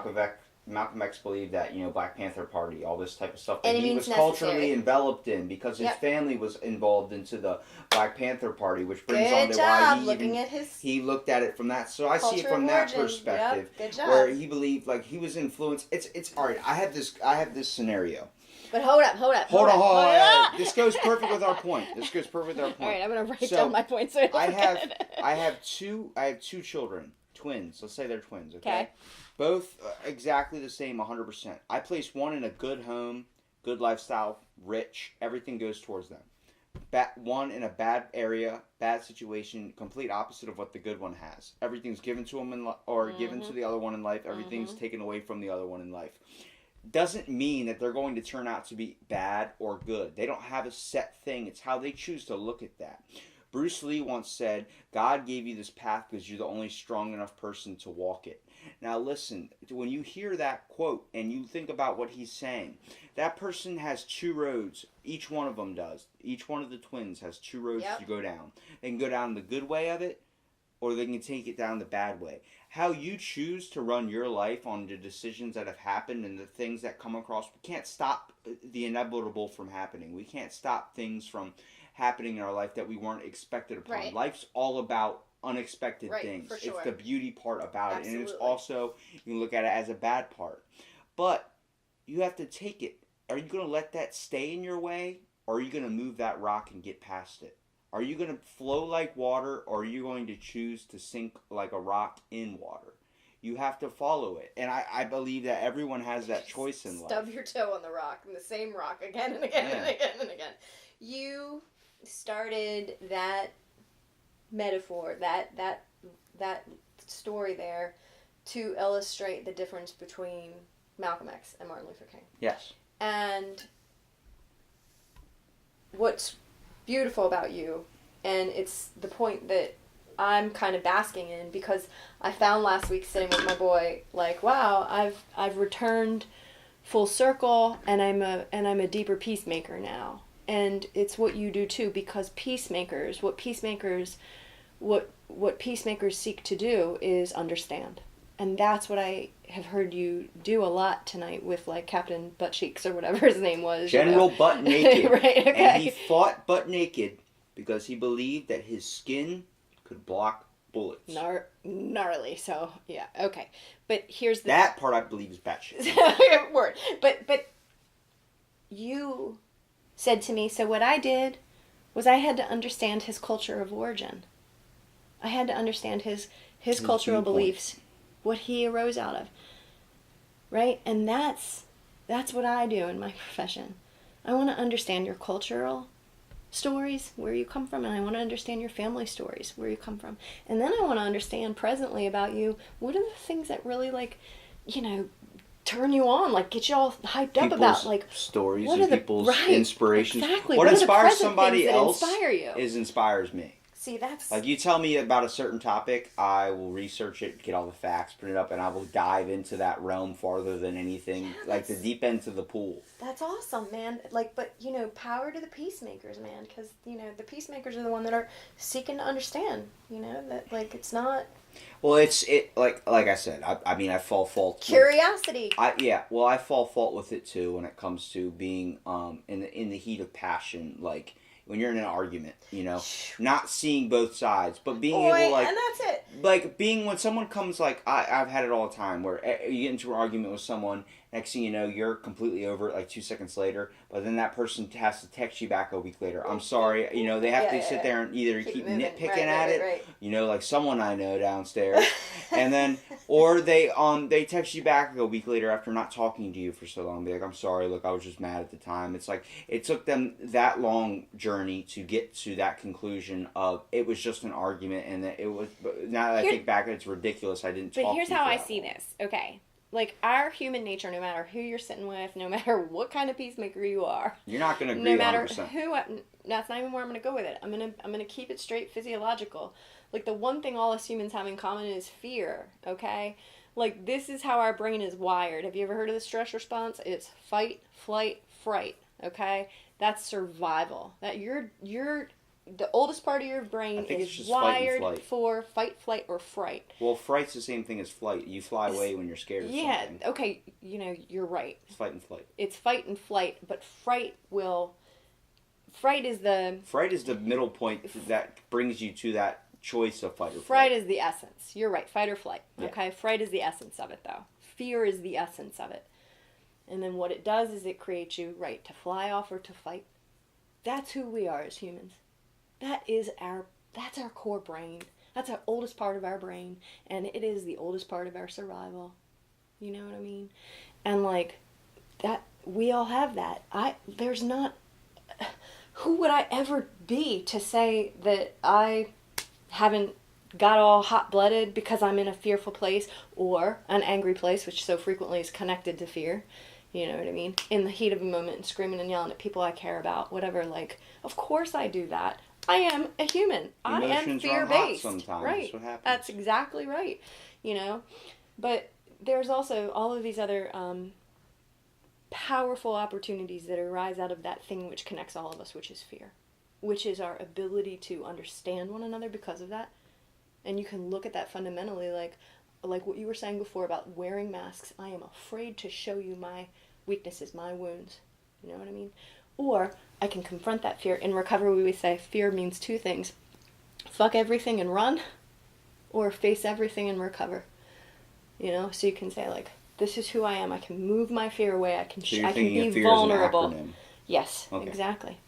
And I can face you and show you. I like that thought. Isn't it nice? Yeah. You know, and like allow fear to motivate me into something, you know, greater. Like the power to understand others, the power to be vulnerable with others and show them like my true self. You know, A lot of times, like with certain people like fighters and stuff, they say anger is a motivator. Mm-hmm. You know, like people find whatever drives them to get them forward and get the job done, or Mm-hmm. get whatever they need to get done. Mm-hmm. It blows my mind about the human brain, because the way I think of the human brain is if you think of the ending of you ever seen Men in Black 2? It's probably been a while. I've seen the ending of the one where they like frame away and it's like two monsters and it ends up marbles in a bag. That's what I'm talking about. That's the exact scenario. best! That's the exact scenario That's my I'm talking favorite. about. Like that's my Literally, that is the exact you blew my scenario mind. I'm talking That's about. my favorite of all movie That clips. is literally, where Yes! they're rolling the marbles. Yes! And yes, I've said this before on the podcast, so you can go back if you don't believe me.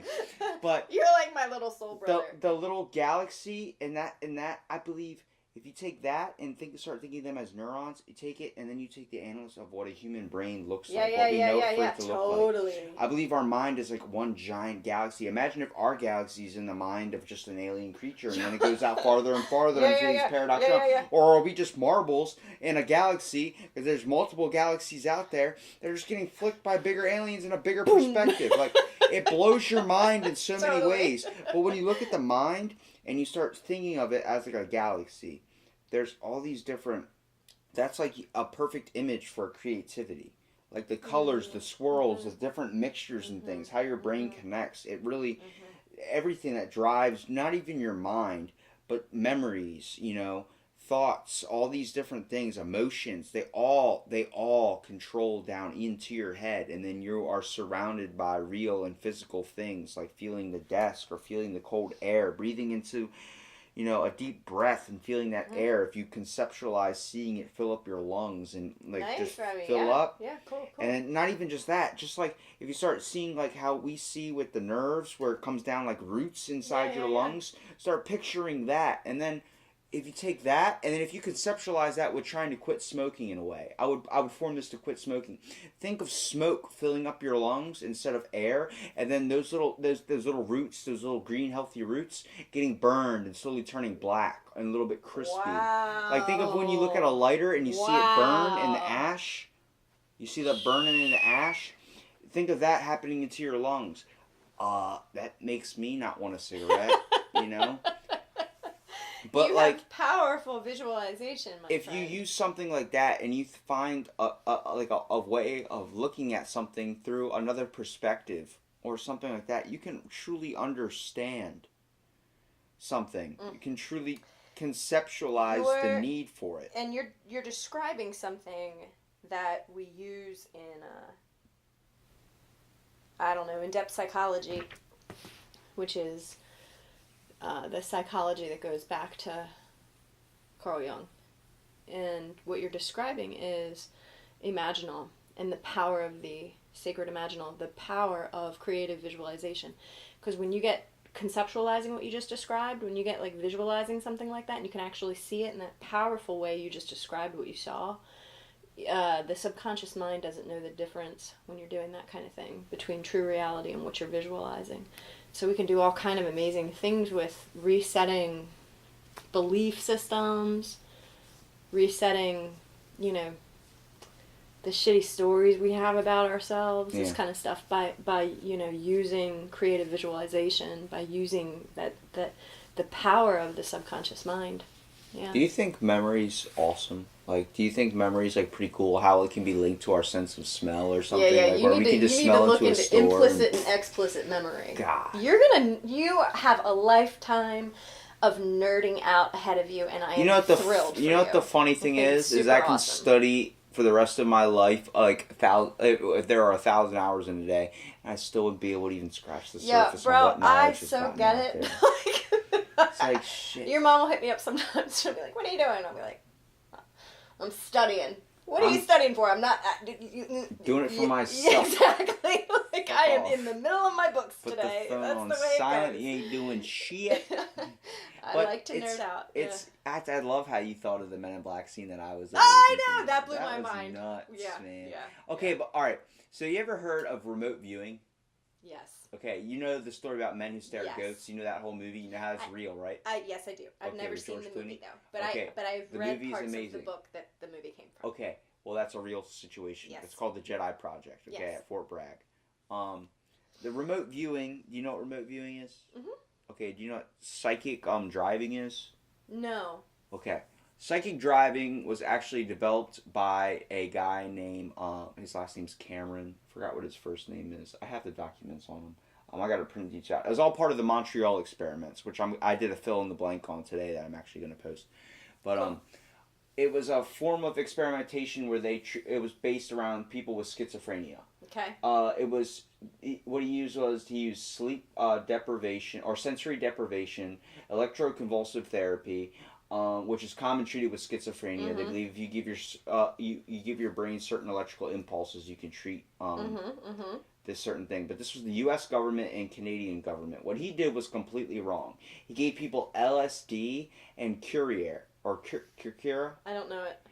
It's basically like a sleep paralysis drug. Basically, you're awake, but your body's in paralysis. You can't move anything. A 12-year-old boy actually said this happened to him. He was put in a coffin while given this drug, so he couldn't move his body. He was lifeless. And when they dug a hole for him, put him in this coffin, then put snakes in the coffin. Oh my God. And he had to sit there, and it was known as sensory deprivation. Sensory deprivation. Now, they used a form of mind controlling. Psychic driving is the idea of putting a audio tape onto your head or audio recording into your ears, and you listen to it for an extensive amount of time until it changes your way of thinking. Now they use this also to create in the Delta program, I believe it was, called psychic spies. They were called sleep spies, sleep ninjas in a way. They would go perform these acts without knowing that we're not even conscious of them doing it. And then they would submit, they would play this certain thing that would cause their brain pathway or their synapses that were already linked in a certain way after all these electric convulsive therapy treatments to connect to that, to erase what they had just learned. So it was like reprogramming somebody. Now, the bad part about this was sometimes this would go too far. Family members had to come out saying they had to retrain their father or their mother to learn how to go to the bathroom again, to learn how to walk again. Some of them are permanently scarred to the point where they are literally in the mind of a 3-year-old. Yeah. Okay? Yeah. I'm not familiar with this, but I'm familiar with other. Look up the Montreal experiments. It's part of MK Ultra, which is a giant thing. No, I know all about that. MK Ultra was a multiple magnitude of different things. Yeah. There's multiple different programs. Which, for your listeners, I just want you guys to know that the CIA did release documents, and this is 100% legit. And just in the state of Maryland alone, we have several government institutions that took part in in 2017, we actually got 200 documents off the JFK assassination, and also 50 of them weren't released because Donald Trump decided to keep them and not release them to the public. Now, we do have a thing known as the Freedom of Information Act. But the best part about the Freedom of Information Act, it only works 20 years after the person has died already. Oh, how convenient. Yeah, the person's got to be gone for them that information to come out.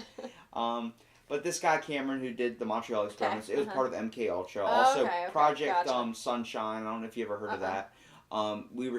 It was like a giant thing in Australia. All these people were doing. We were stealing the corpses of loved ones. Yeah, this is so gross. I don't want to hear about this. Listen, we were testing radiation on their bones without asking for permission. Oh my God. And this was during the Cold War. We believed it was an act of war in a way. Like, it was an act of casualty to war, basically. We also would tell. It's a new thing with the late term abortion that's happening. Where what happens is they're actually taking the fetus, letting the mom know that the baby is dead, and really taking the baby, keeping it alive, and then sending it off to be harvested and all this other type of stuff. This is all stuff that's coming out. All right, new topic. Oh. Well, I'm letting you know this is real shit. No, I know this is real shit. That's why it's like. This is what I remember earlier when I was like, and then some days I'm just like, fuck everything, fuck up. Yeah. Okay. Well, the Montreal experiments. Existential hopelessness here, brother. The whole idea was that these people were coming there, not knowing what was happening to them, and then not knowing about the experiments that were being placed on them because they would be told to forget it, and sometimes it going too far. And after all this, but they would have the whole point of electroconvulsive therapy is to shock your brain into not thinking that way anymore. And anytime you want it, it's going to become a painful thing. Anytime you want that addiction, it's going to be you're going to feel that pain. Okay, so then it's going to stop you from having it. The idea that he did it with psychic, with like his whole thing was, if the person would experience a seizure, the main thing you do when electroconvulsive therapy is happening, you stop immediately when they have a seizure. Mm-hmm. That every doctor has to do that. He decided to up the voltages and also increase the amount of time they were on it until the seizure stopped, which worked, but caused these permanent things for these people like that. I mean, it was bad. Like it's all. I really look it up, and you have to look at the actual CIA documents. I know. I have looked at some of the MK Ultra documents. It just blows your mind because I say this stuff and they're like, I don't believe that's true. Why wouldn't that be in the news? Because the news only popularized the black kid getting shot or the white on black violence because that's all one-sided stuff, man. No, because that's what gets the most listeners is sensationalism and if I tell most people watching and follow the money. If I tell you about the night witches and you're like, what the hell is the night witches? Do you know what the night witches are? It's a Russian battalion of women that fought in crop dusting planes against the Nazis that were most feared from the Nazis feared the crap out of them. They literally flew in planes with no weapons on them. They were crop dusting airplanes. They weren't meant for war zone purposes. But they carried bombs because that's what we did. That's Rosie the Riveter, where women had to step up. That's what the women in Russia did. They were wearing men's uniforms. They had to rip bedding off their things. I was telling my mom about this before you walked in. She was like, this isn't real. Where can I look this up? I was like, look it up. It's in Russia's history, so it's not popularized here. Whoever wins the war gets their story published in the history book. That's why Christopher Columbus, you find out he's a really bad guy bashing babies against rocks, and he's only popularized in school books as, he's a great circumnavigator. Like, what about, we had a British, there was a British force that went on 6 canoes, paddled over 100 miles. A lot of them got captured and all this stuff. I already did another episode of Fill in the Blank on it for my spinoff series because I want people to listen to my interpretation of it and then take that. And if you get interested off the story, like Night Witches, this battalion of women that were ripping bedding from their beds and shoving it in their shoes just to keep them from slipping off because they're wearing male outfits. Their description was from the Nazis. They were known as the Night Witches because their sound of their planes at night would sound like broomsticks flying. That was their description. Wild. And any German that could shoot them down got a Silver Cross medal. And the only one that was able to shoot a lot of them down, because the problem was they were quicker. The German warplanes were quicker, but the problem was they had better maneuverability than Night Witches did because their planes weren't meant for fighting. They weren't meant for flying. They were just meant to carrying a bomb. So what they would do is they would fly in groups of 3 in the middle of night. Now, they had to fight against freezing cold conditions. This is in Russia, and they're fighting in open biplanes, like the crop dusting planes. There's no cover. They're out in the complete open. There's women doing this. And if you say that, people are like, no way. I don't even see a guy doing that. Okay? So I say, your freedom and the power, the will you have to fight for your country has no gender or race. Sure. Okay? If you're willing to... Survival, man. Yeah. Survival. Okay. Well, literally what they would do is they would fly in groups of 3. One would fly on the left, one would fly on the right, and the one would fly in the middle with the bomb payload. Okay, they all had bombs just in case, but there weren't no parachutes. There weren't anything on there to fight with. Their description was they had flowers on their planes and they put their makeup on with graphical pencils. No, like, that's how they put their lipstick on. And that's also what we call Russian strong. But crazy. The whole idea was if the plane was shooting after them, they couldn't fire back. They didn't have any weapons. The planes would veer off and do a serpentine motion and flip around each other. Much like if I take a ball, put it under 3 or put it under one of 3 cups on the table and move it around. I'm hiding the idea. So then you lose track of what plane it is. Now the bad part about the German planes being so much faster, where they thought it was an advantage, they would miss. So what happened is they'd have to come and do a U-E around, much like a shark when it misses you and has to come back around because it can't just turn around like do a U-E. It has to go all the way around and come back. That's what the planes had to do. And by that time, they were already getting to their objective of where they were supposed to drop off their payload. They were a successful mission, and the only reason they did not get put in the Russian national parade was because their planes weren't manly enough. They weren't big and strong. Russia's strong. Right on. But another good topic for you to look up Cockleshell war heroes. You have to write all this down for British special forces that took canoes that used to bomb ships. Okay. Nuts. Okay. Okay. My brain has got But too much information. The whole idea of like with the news, it's like they only parade what's going to get them views, and I believe like that's the completely wrong way of viewing anything. I believe that the story should be what's real, and everything's one-sided. It's much like when I tell you information, I'm only telling you information. What you're saying right now? Go ahead, I was ranting. That's okay. Rant away. Know what you're passionate about. And see, I wasn't even passionate about these topics. My buddy was interested in World War II, and he's like, look up some really cool stuff I don't know. I just typed in World War II, cool shit I don't know on my computer, and started hearing all this stuff. I'm like, all right, about the research this shit. What I see inspires you is new information, and I think that's rad. I think it's badass, and you know, for whatever it's worth, my approach is yes, the modern culture, MK Ultra is a whole thing about brainwashing. We don't have to look to the CIA for that. We can just turn the TV on. And I'm not trying to be a conspiracy theorist. I am suggesting... I'm into conspiracy theories. Okay, I can dig it, but what I am suggesting is that the human mind is so powerful, and perception is everything, and people do not have enough personal understanding around what you expose yourself to is how your reality is created. You know what I'm saying? For mental health, my standards for mental wellness, I unplug. I get off the TV. I get off the computer. Dear God, I have none of that, no news apps, no social media shit on my phone. None of that shit. I try to not get connected. I try to get outside. Connect to nature, yeah, and then I try to. I do it too. I try to expose my. Nothing like drinking a nice hot brewed coffee on a cold morning, and feeling that air fill your lungs, and then just that like I said, we're talking about that smoke filling up the lungs. Imagine that being cold air. Now, when I think of that, I think of one of my favorite poems, and you're going to think I'm a nerd for saying this. No, you haven't noticed my podcast is sitting on a Shakespeare's works. Poetry is my right? number one inspiration. Like, I'm not lying to you. That's what I love the Shakespeare most. I see it. Works, okay. But the whole idea of Robert Hayden Frost poem, Those Winter Sundays. I don't you ever know heard it. of that? Cracks on the window from the cold, cold winter air. Like, it makes you think, like, we've all had those moments in winter with the blanket, the TV's off, the alarms, you're looking at the alarm, and it says 6:50.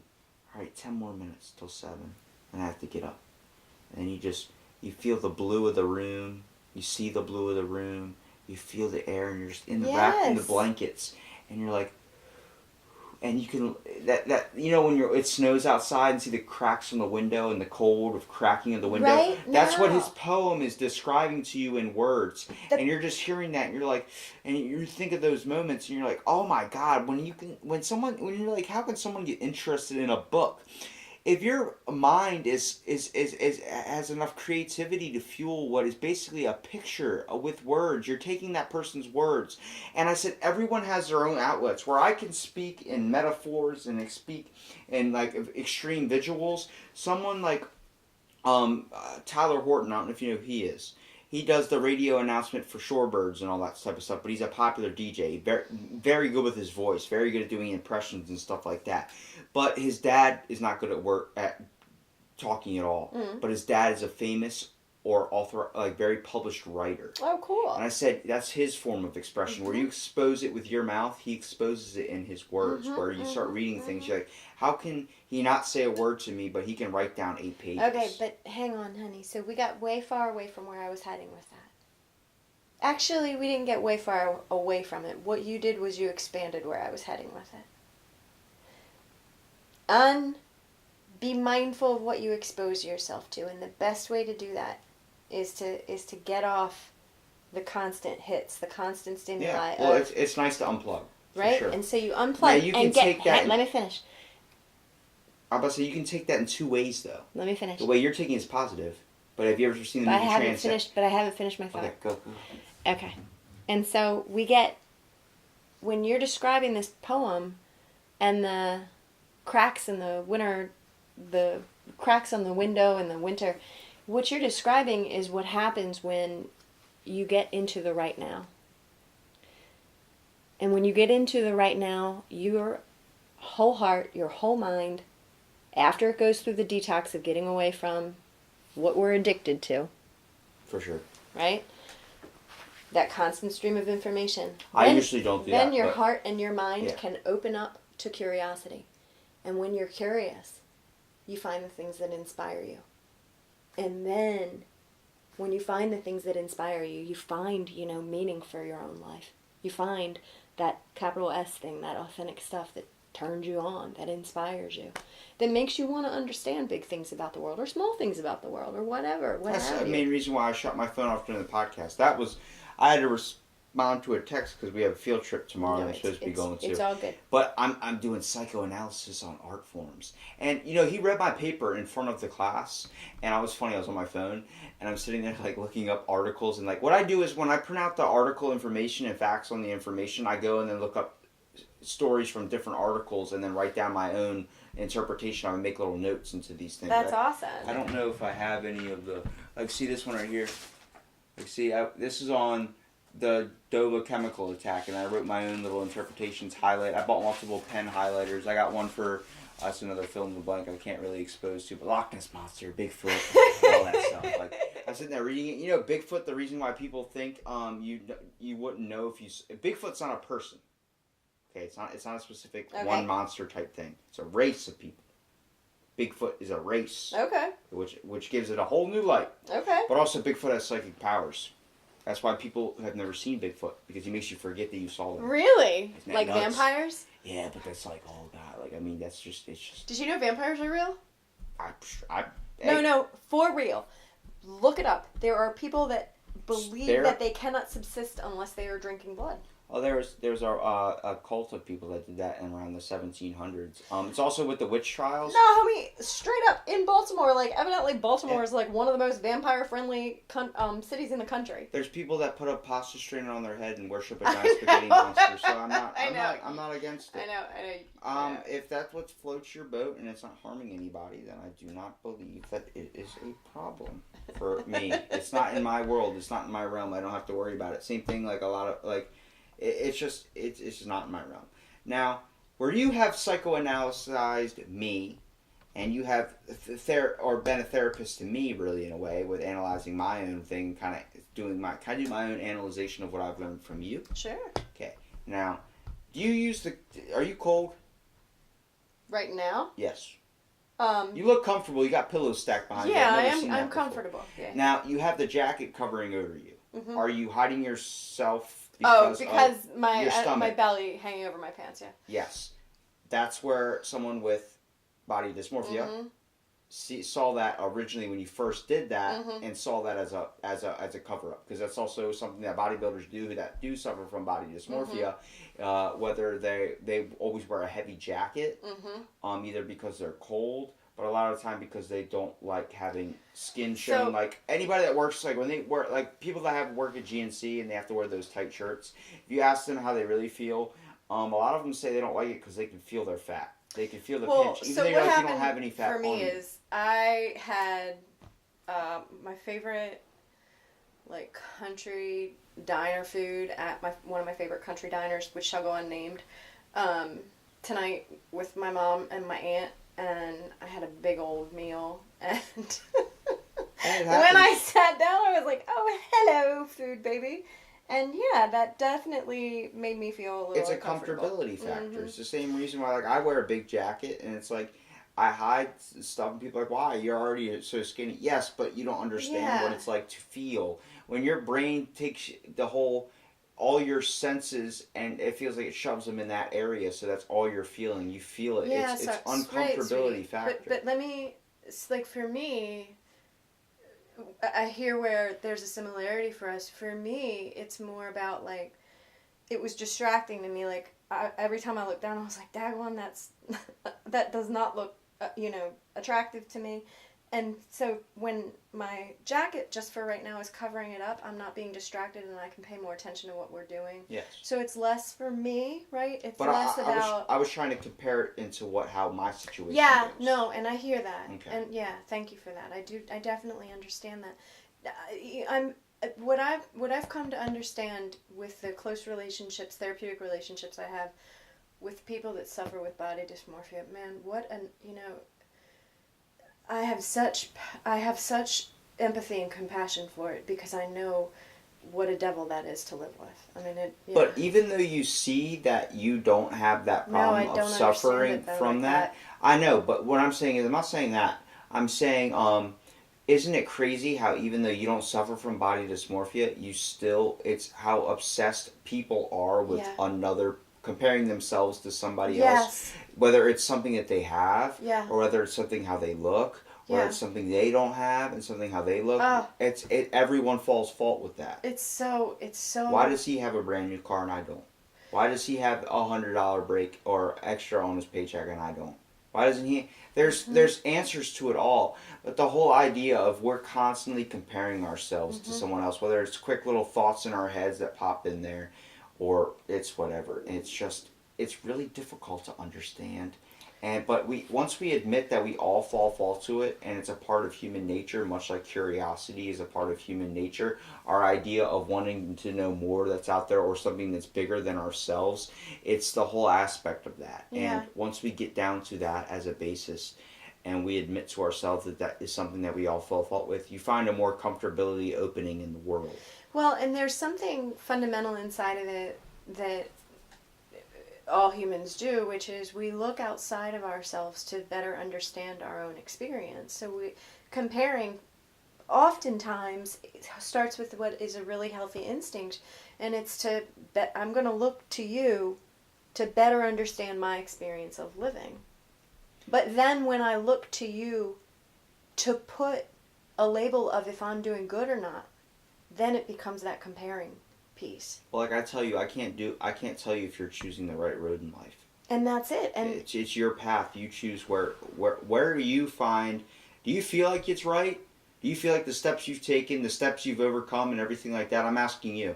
Do you feel like you're going in the right path? Do you feel like you've done the right things to fix yourself from where you have gone? Or do you believe that there's always going to be room for change? So I have two different answers to that. Okay. I think Shoot. I think that, do I believe I'm going in the right direction? I don't know what the right direction is. I honestly don't know what that means. Am I satisfied with who I am now versus who I used to be? You betcha. 100% you betcha. Do I think there's always room for change? Yes, but I think that's separate. I think that's the whole thing about life. I think that's the whole thing about life. You believe you've taken great strides and steps into changing from what happened when you were addicted? Oh, yeah.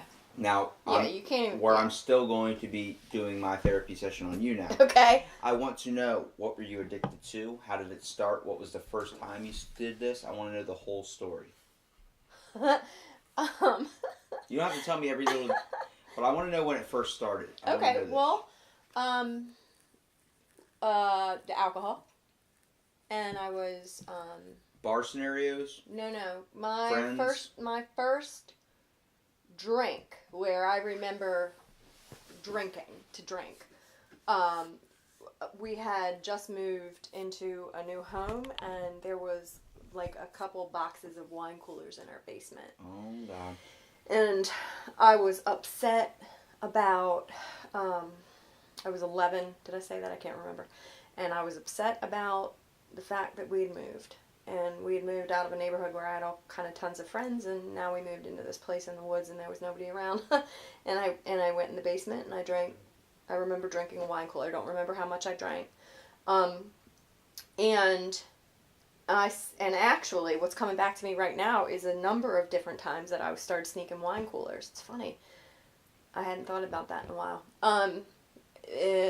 My family were big social drinkers. We definitely, on my one side of the family, have a lot of alcoholism. Alcohol is a social lubricant. My buddy sometimes needs it to open up with his true emotions and come out to people that he's able to let them know that, like, they're his brother or they're like, sometimes it's where I say it's a good and bad thing. It just depends on how you take the road. Yeah, totally. I totally agree. I love drinking. I haven't had a drink in, I'm in my 19th year of not drinking. And you're always going to want that need to drink too. You're always going to want that need. It's never going to go away. It's a monster once you get it on your back, and you can have it off your back, but the true thing for any addiction, it just never goes away. So, right. And so, like, what happened with me, if you remember, I was talking about there's that continuum. Like, I crossed the continuum into addiction.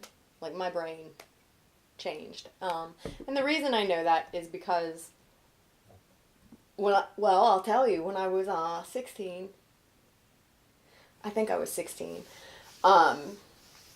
I had got in a big fight with my mother. I was a single parent, and at 16? My mom was a single parent, and she was older than 16. No, I don't have any children. We got into a big argument, and she was really put out with me, as she should have been. She'd come home from work and found that I had taken her car and went and got booze and then drank and drove her car. It was a day in the summertime, and she came home, and we were all sitting out on the back porch, a couple of us drunk, and she lost her mind. She was so upset, and this was not the first time this kind of thing happened by this point. So in a fit of, like, anger, she told me to get out of the house, and I was young, I was immature. I took that as, like, my mom kicked me out, and I took that as an excuse to, can you believe this bitch? Kind of how a 16-year-old, would take it, and I went out and partied really hard for the next 3 days, and dropped acid and didn't sleep for the next 2 days. Just took acid. And then after that, nothing was the same. Like, where it used to, I worked at this restaurant, and we used to fill these styrofoams with beer or with, like, wine and, like, Sprite, like boxed wine and Sprite. And where it used to take 2 styrofoams to get me to a certain buzz that I liked. Like, those 2 styrofoams from that point forward made me feel stable. Well, you use styrofoam because if you use plastic cups, it cuts the seam, right? At that time we used styrofoam because that's what was available. Because like a lot of people that use styrofoam, like if they're sneaking a drink onto an airport or something, or sneaking a drink where they're not supposed to, it's because if you use it in plastic, it actually ends up cutting through. Oh, fascinating! No, I didn't know any of that back then. So, and then like I'm originally from Anne Arundel County, and in those years there were underground club raves, and so club drugs like ecstasy and those kind of club drugs were just starting to get big. So, that's what came next. And when you say what were you addicted to, I used to just say I was a garbage head. Like, whatever you put in front of me, I would go for it. My thing from an early age was gotta reach the other side, man. Gotta stay up smoking weed for 2 days and dropping acid for 2 days, man, and get to the other side, man. And whatever could help me do that. And I, I just like to party. And that's the bottom line. I still like to party. I still like to go in town and go dancing and doing all that. I don't drink or nothing like that. Just do it in a healthier manner. I do. I still love to have a good time. And that's kind of like I was saying, we have normalized alcoholism on one side of my family, and that side of my family are big. They're just very social. So, but I also have a very reflective, intuitive, introspective. I just want to nerd out and be alone for days at a time, you know. That's the part that I got to discover once I put the booze and the drugs and everything down. So well, you take it in strides and in steps, which is a healthier way than doing it every single day and just basically... Yeah. See, the problem is our brain is so easily controllable, and so anything can change it and affect it in so many ways, whether it's good or bad. Yeah. Now it's influenced by everything. But what really makes it fascinating is the idea of, like I say, it comes down to creativity. But the idea of how impactful the brain is to knowing when your body's in danger. Well, something that's really important to understand in general is the frontal cortex of the brain, and that's what the frontal cortex does essentially is help you make good decisions. It's responsible for like self-reflection. Yeah, well, the back is where the creativity and all that is too. The frontal cortex doesn't finish developing until you're about 25, 26 years old. Yeah, that's why they don't want you drinking until actually the later age. That's and the bottom also line. The same thing with smoking weed. Yeah. A lot of people say smoking weed doesn't mess with your development. You should not smoke weed until you are an adult, because I've smoked weed through my high school years, and I noticed like now, and like there are certain things. Yeah, it definitely fucked with me. It has inhibited a certain thing into my brain that is like I see another. I know basically another reality of what life is. No, I can dig it. I really can, and there's something clinical to what you're speaking about, and I was kind of tangenting on it earlier about post-acute withdrawal syndrome, and you got to take those 2 years, let the brain heal. It's longer than 2 years, because if you start using weed, whatever, you start drinking at age 11, you know what I mean? I quit when I was 23, I quit everything, and I was on psych meds for 2 years, because like my shit got, you know, crazy. My partying got like crazy for a minute, and so I was on psych meds when I got off street drugs and alcohol and got clean. I was also on psych meds for the first 2 years, and my frontal cortex, point being, not only wasn't developed, I think there was like stunted brain development for me, right? And so I'm going to suggest that, like, for me, I got clean and sober at 23. I don't think I was probably until about, you know, my mid-30s before I had that, like, ability for clear reasoning and all that stuff where, you know, it got good and healthy and strong. So, and that, I'm speaking layman's terms, but that's very clinically based. Like, we know that to be true.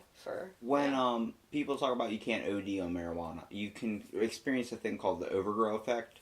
It's where you consume too much, and it's a lot of what I experienced being with someone that smoked a hell of a lot more. Like, it has to be high every single moment of the day, and me only doing it like when offered by him.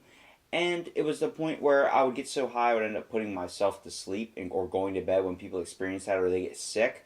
It's your body's natural reaction. Where I say the brain is fascinating, it's your body's natural reaction to try and cleanse itself. Yeah, to metabolize it. You bet. So what happens is your body will try and put it to sleep to get the effect to go away, or it'll try and make itself sick, or it'll request like you do a shower or some type of method to get rid of it and basically purify your body. That's right. If you notice, it's the same thing with alcohol. When your body goes into alcohol or sends a blackout and you don't remember, your body shuts down and you pass out, knock yourself out or something like that. It's your body's way of resetting your system and shutting down to protect it from further damage. It's more real than you realize. That's true. So your body's constantly looking out for you. Your mind is, in a way, of looking out for your body and making sure you're not putting any more damage. I experienced it when I was hit by a jet ski.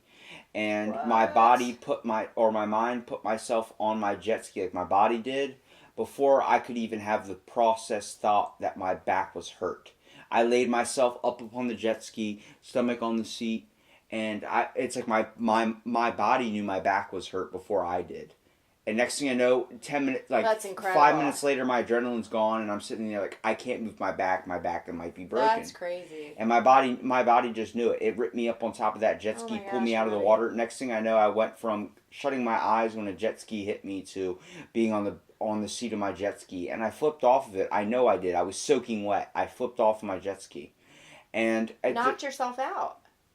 Well, I broke fiberglass with my head, Oh, but I didn't knock my. How old were were you? My it was a year after my senior year. Oh, it was my senior year or the my year after my senior year. gosh. I think I was 17, 18. Oh my gosh. And it's funny, the guy who hit me, when I went to go get pain medication, because my dad wouldn't let me take Valium or anything like that, I didn't want to anyway. We went to CVS drugstore, and that's where I got my Aleve, and I was taking Aleve. But that's the guy who hit me. He manages that CVS. Get out of here. Isn't that nuts? It's ironic. My dad was like, I think the guy that hit you is in there. I'm like, oh. Well, let him know I was in the hospital. I was in a hospital in a wheelchair. The only upsetting part about being in the wheelchair was it happened to be the same day that it was the ocean had the most powerful waves in like 8 years or something. And 4 people got paralyzed, and they put me next to a girl my age at the time, like 17, 18, who just became paralyzed and was waking up, and her mom was holding her hand asking her if she could feel it, and they had me pushed against the bathroom door because I needed to pee. They needed to make sure that I wasn't bleeding internally through my kidneys, so they were like, you need to sit here and pee. So they locked my wheelchair. So I couldn't lock myself because my back hurt too much to bend down. And so I was listening to this family cry because they're holding her daughter's hand, and she's like, I don't feel it. It was like, it was so powerful. My dad's like, why are you like upset? I'm like, can you wheel me away from this tragic horror show? Because the curtain's not even closed, and I'm witnessing the faces of 2 parents that are witnessing their daughter can't ever move her hands again. And like that was the most traumatic thing. I was like, just wheel me out of the freaking hospital at this point. I don't care if I'm bleeding internally. But like, it's just nuts to understand how far a human's mind can go to try and save itself from any more destruction. I'm so grateful that you wound up okay after that. That's terrifying. Oh, I was like 18. I was indestructible. Right, like teenagers are indestructible. I was killing 6 20-ounce Red Bulls and 2 bags of Skittles for breakfast. Breakfast.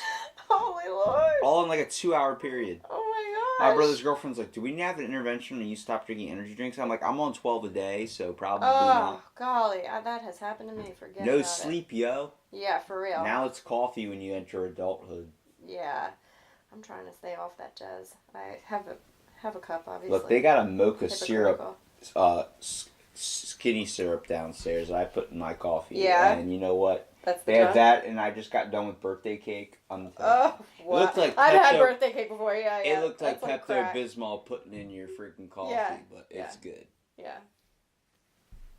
Well, I mean, I appreciate you sharing with me your openness about being an addict, because I believe if anybody that truly tries to hide it, you don't ever truly get better. I've lost somebody. I've lost multiple people to heroin overdose and some serious addiction problems, and it's all it has really done is fueled my course in action and taking with schooling. And I have to ask you one very, very, very important question. Sure. I was trying to get a job at your work. Would you hire me? Well, I am the only employee of my job. So we'd be looking for a helping hand. I would definitely talk further with you about it. How about that? For sure. I appreciate it. Yeah. We have a lot in common, and great minds think alike. Yeah, and I think that there's something to mentorship. I have countless mentors. My most profound mentors were spiritual mentors, and both of them have passed. But I have had countless mentors that I've looked up to, and I presently mentor a lot of people. And, so I think that's a natural... Why did you never have kids? Well, do you believe you weren't right as a parent? Or do you believe you just didn't have time for it? It just hasn't happened. It's none of those things. So in truth, I never wanted children. It's not anything a lot of people know. Like, I want kids. I kind of always was like, not so much. You always adopt. And there it is. That's my... I've always thought I'd adopt. It is not the right time. Sperm donation too. No, I'm not interested in that. I'm interested in, children, like foster children that are... I love to pick and choose. No, I mean to say this, like certain kind of age children that aren't getting adopted because they're above a certain kind of age. Like, I want to adopt those kids. I had the idea when I was 14 I could adopt a 20-year-old Asian guy, and then he could just buy me beer and things. That's great. My mom's like, that's not how it works. Once they turn 18, they got freedom. I'm like, damn. Yeah, I might still have children. That's not. Pick up a homeless guy or something. That's not off the books. For Mom, me this is yet. Uncle Fred. He's from out of town. But, you know, I mean, it's like I said, it's up to the person. Some people just don't feel like they've ever wanted kids. There's a lot when women can't have kids and say, oh, it's okay, I never wanted kids. They get like a cat or something or get a dog. I just... That's the first step. If you're in a relationship and you're testing a relationship, you get a dog, and then like usually a year later, there ends up being a baby down the road. My life has been anything but traditional. It's just been a really cool ride, and I hope that it's only about halfway over. Dewey Cox. I hope they're exactly. Beautiful ride. I mean, for real though, like I intend to continue riding with my arms all the way up. You know the Dewey Cox reference, yes, though? indeed. So you think you life, you walk hard. Alright. Absolutely. Sure. A lot of people don't know what that movie Dewey is. Cox is one thing, but Talladega Nights, that is... Shake and bake. Shake and bake, brother, shake and bake. Now that's my favorite. Yeah. So when did you actually recover from addiction? Because we've said a lot of things, but we actually haven't gotten down to that. Yeah, right on. So the very short answer is, every day since my shit hit the fan when I was 23 in 2000, I have to make a choice just for today to recover my sense of self, capital S, my mind's wellness, my body's wellness, my spirit's wellness, my heart's wellness. But how that happened back then, I was working uptown in Ocean City. I was working uptown at a restaurant that shall go unnamed, partying hard, and at that time I was 23 years old. I had figured out that that if I even so much as smoke weed, then if you threw down, some coke, if you came through with some Molly, like whatever else was going to come my way, I was going to say yes to. So what I'm trying to say is I had figured that out by the age of 19, that for me, I had to have an all or nothing relationship with drugs, particularly. And I didn't see that. What I didn't understand back then was, if I wasn't using other drugs, other substances, then I blackout drank. And I would blackout drink every day, like at night. And I started drinking, I think I told you, 11. Yeah. And wine cooler in your parents' basement. Yep. And by the time I had a job... I listen. Yes, you do. You listen good. By the time I had a job, I was around 16. I was drinking every day. So I was 23. I had this job uptown. Me and a buddy here in Ocean Pines had taken a jet ski over to Secrets, 10 in the morning, just drinking on the rafts, drinking all day. He took me on the jet ski up to my job. His own personal ski? It was his family's. Okay, just making sure. And so that's what I had to deal with renting jet skis. Oh, word. Okay, yeah. Yeah, it wasn't, he hadn't rented. You're part of the problem, Kelly. For real. Always. Especially back then. What I remember is, going into my shift and, knocking back shots, with the bartenders on you know how it is in town. You know how it is. If you work at a restaurant bar scenario, it's the whole reason, someone that suffered from addiction in my family with alcohol is he was a DJ, so it was the whole viable option of having shots offered to him and bought for him. It's you're not gonna do a shot. Right. I mean, exactly. And so, whatever, So then, and back then, it used to be a club called Hurricanes, and they would do 2 for 1 night, and it was a rail drinks, so house liquor, 2 for 1, and so I got off work, we went to Hurricanes, and now I've been drinking since 10 in the morning, you know what I mean? And, anyway, I got a DWI that night, and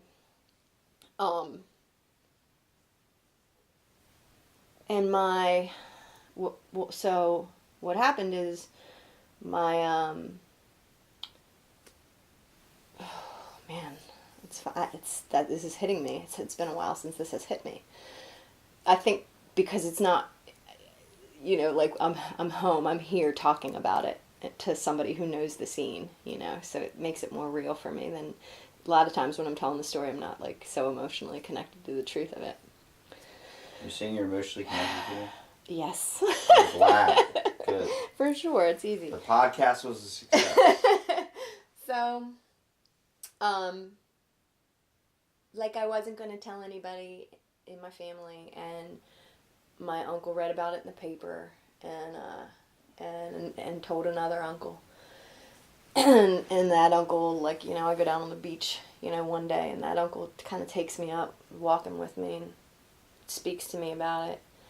And then my family finds out, and so I decide I have to seek help. Nope. I have to get them the fuck off my ass. Just leave me be. Which means I'm going to show them that I can handle this and it's not that big of a deal. Just leave me alone. So I'm going to kind of clean my act up.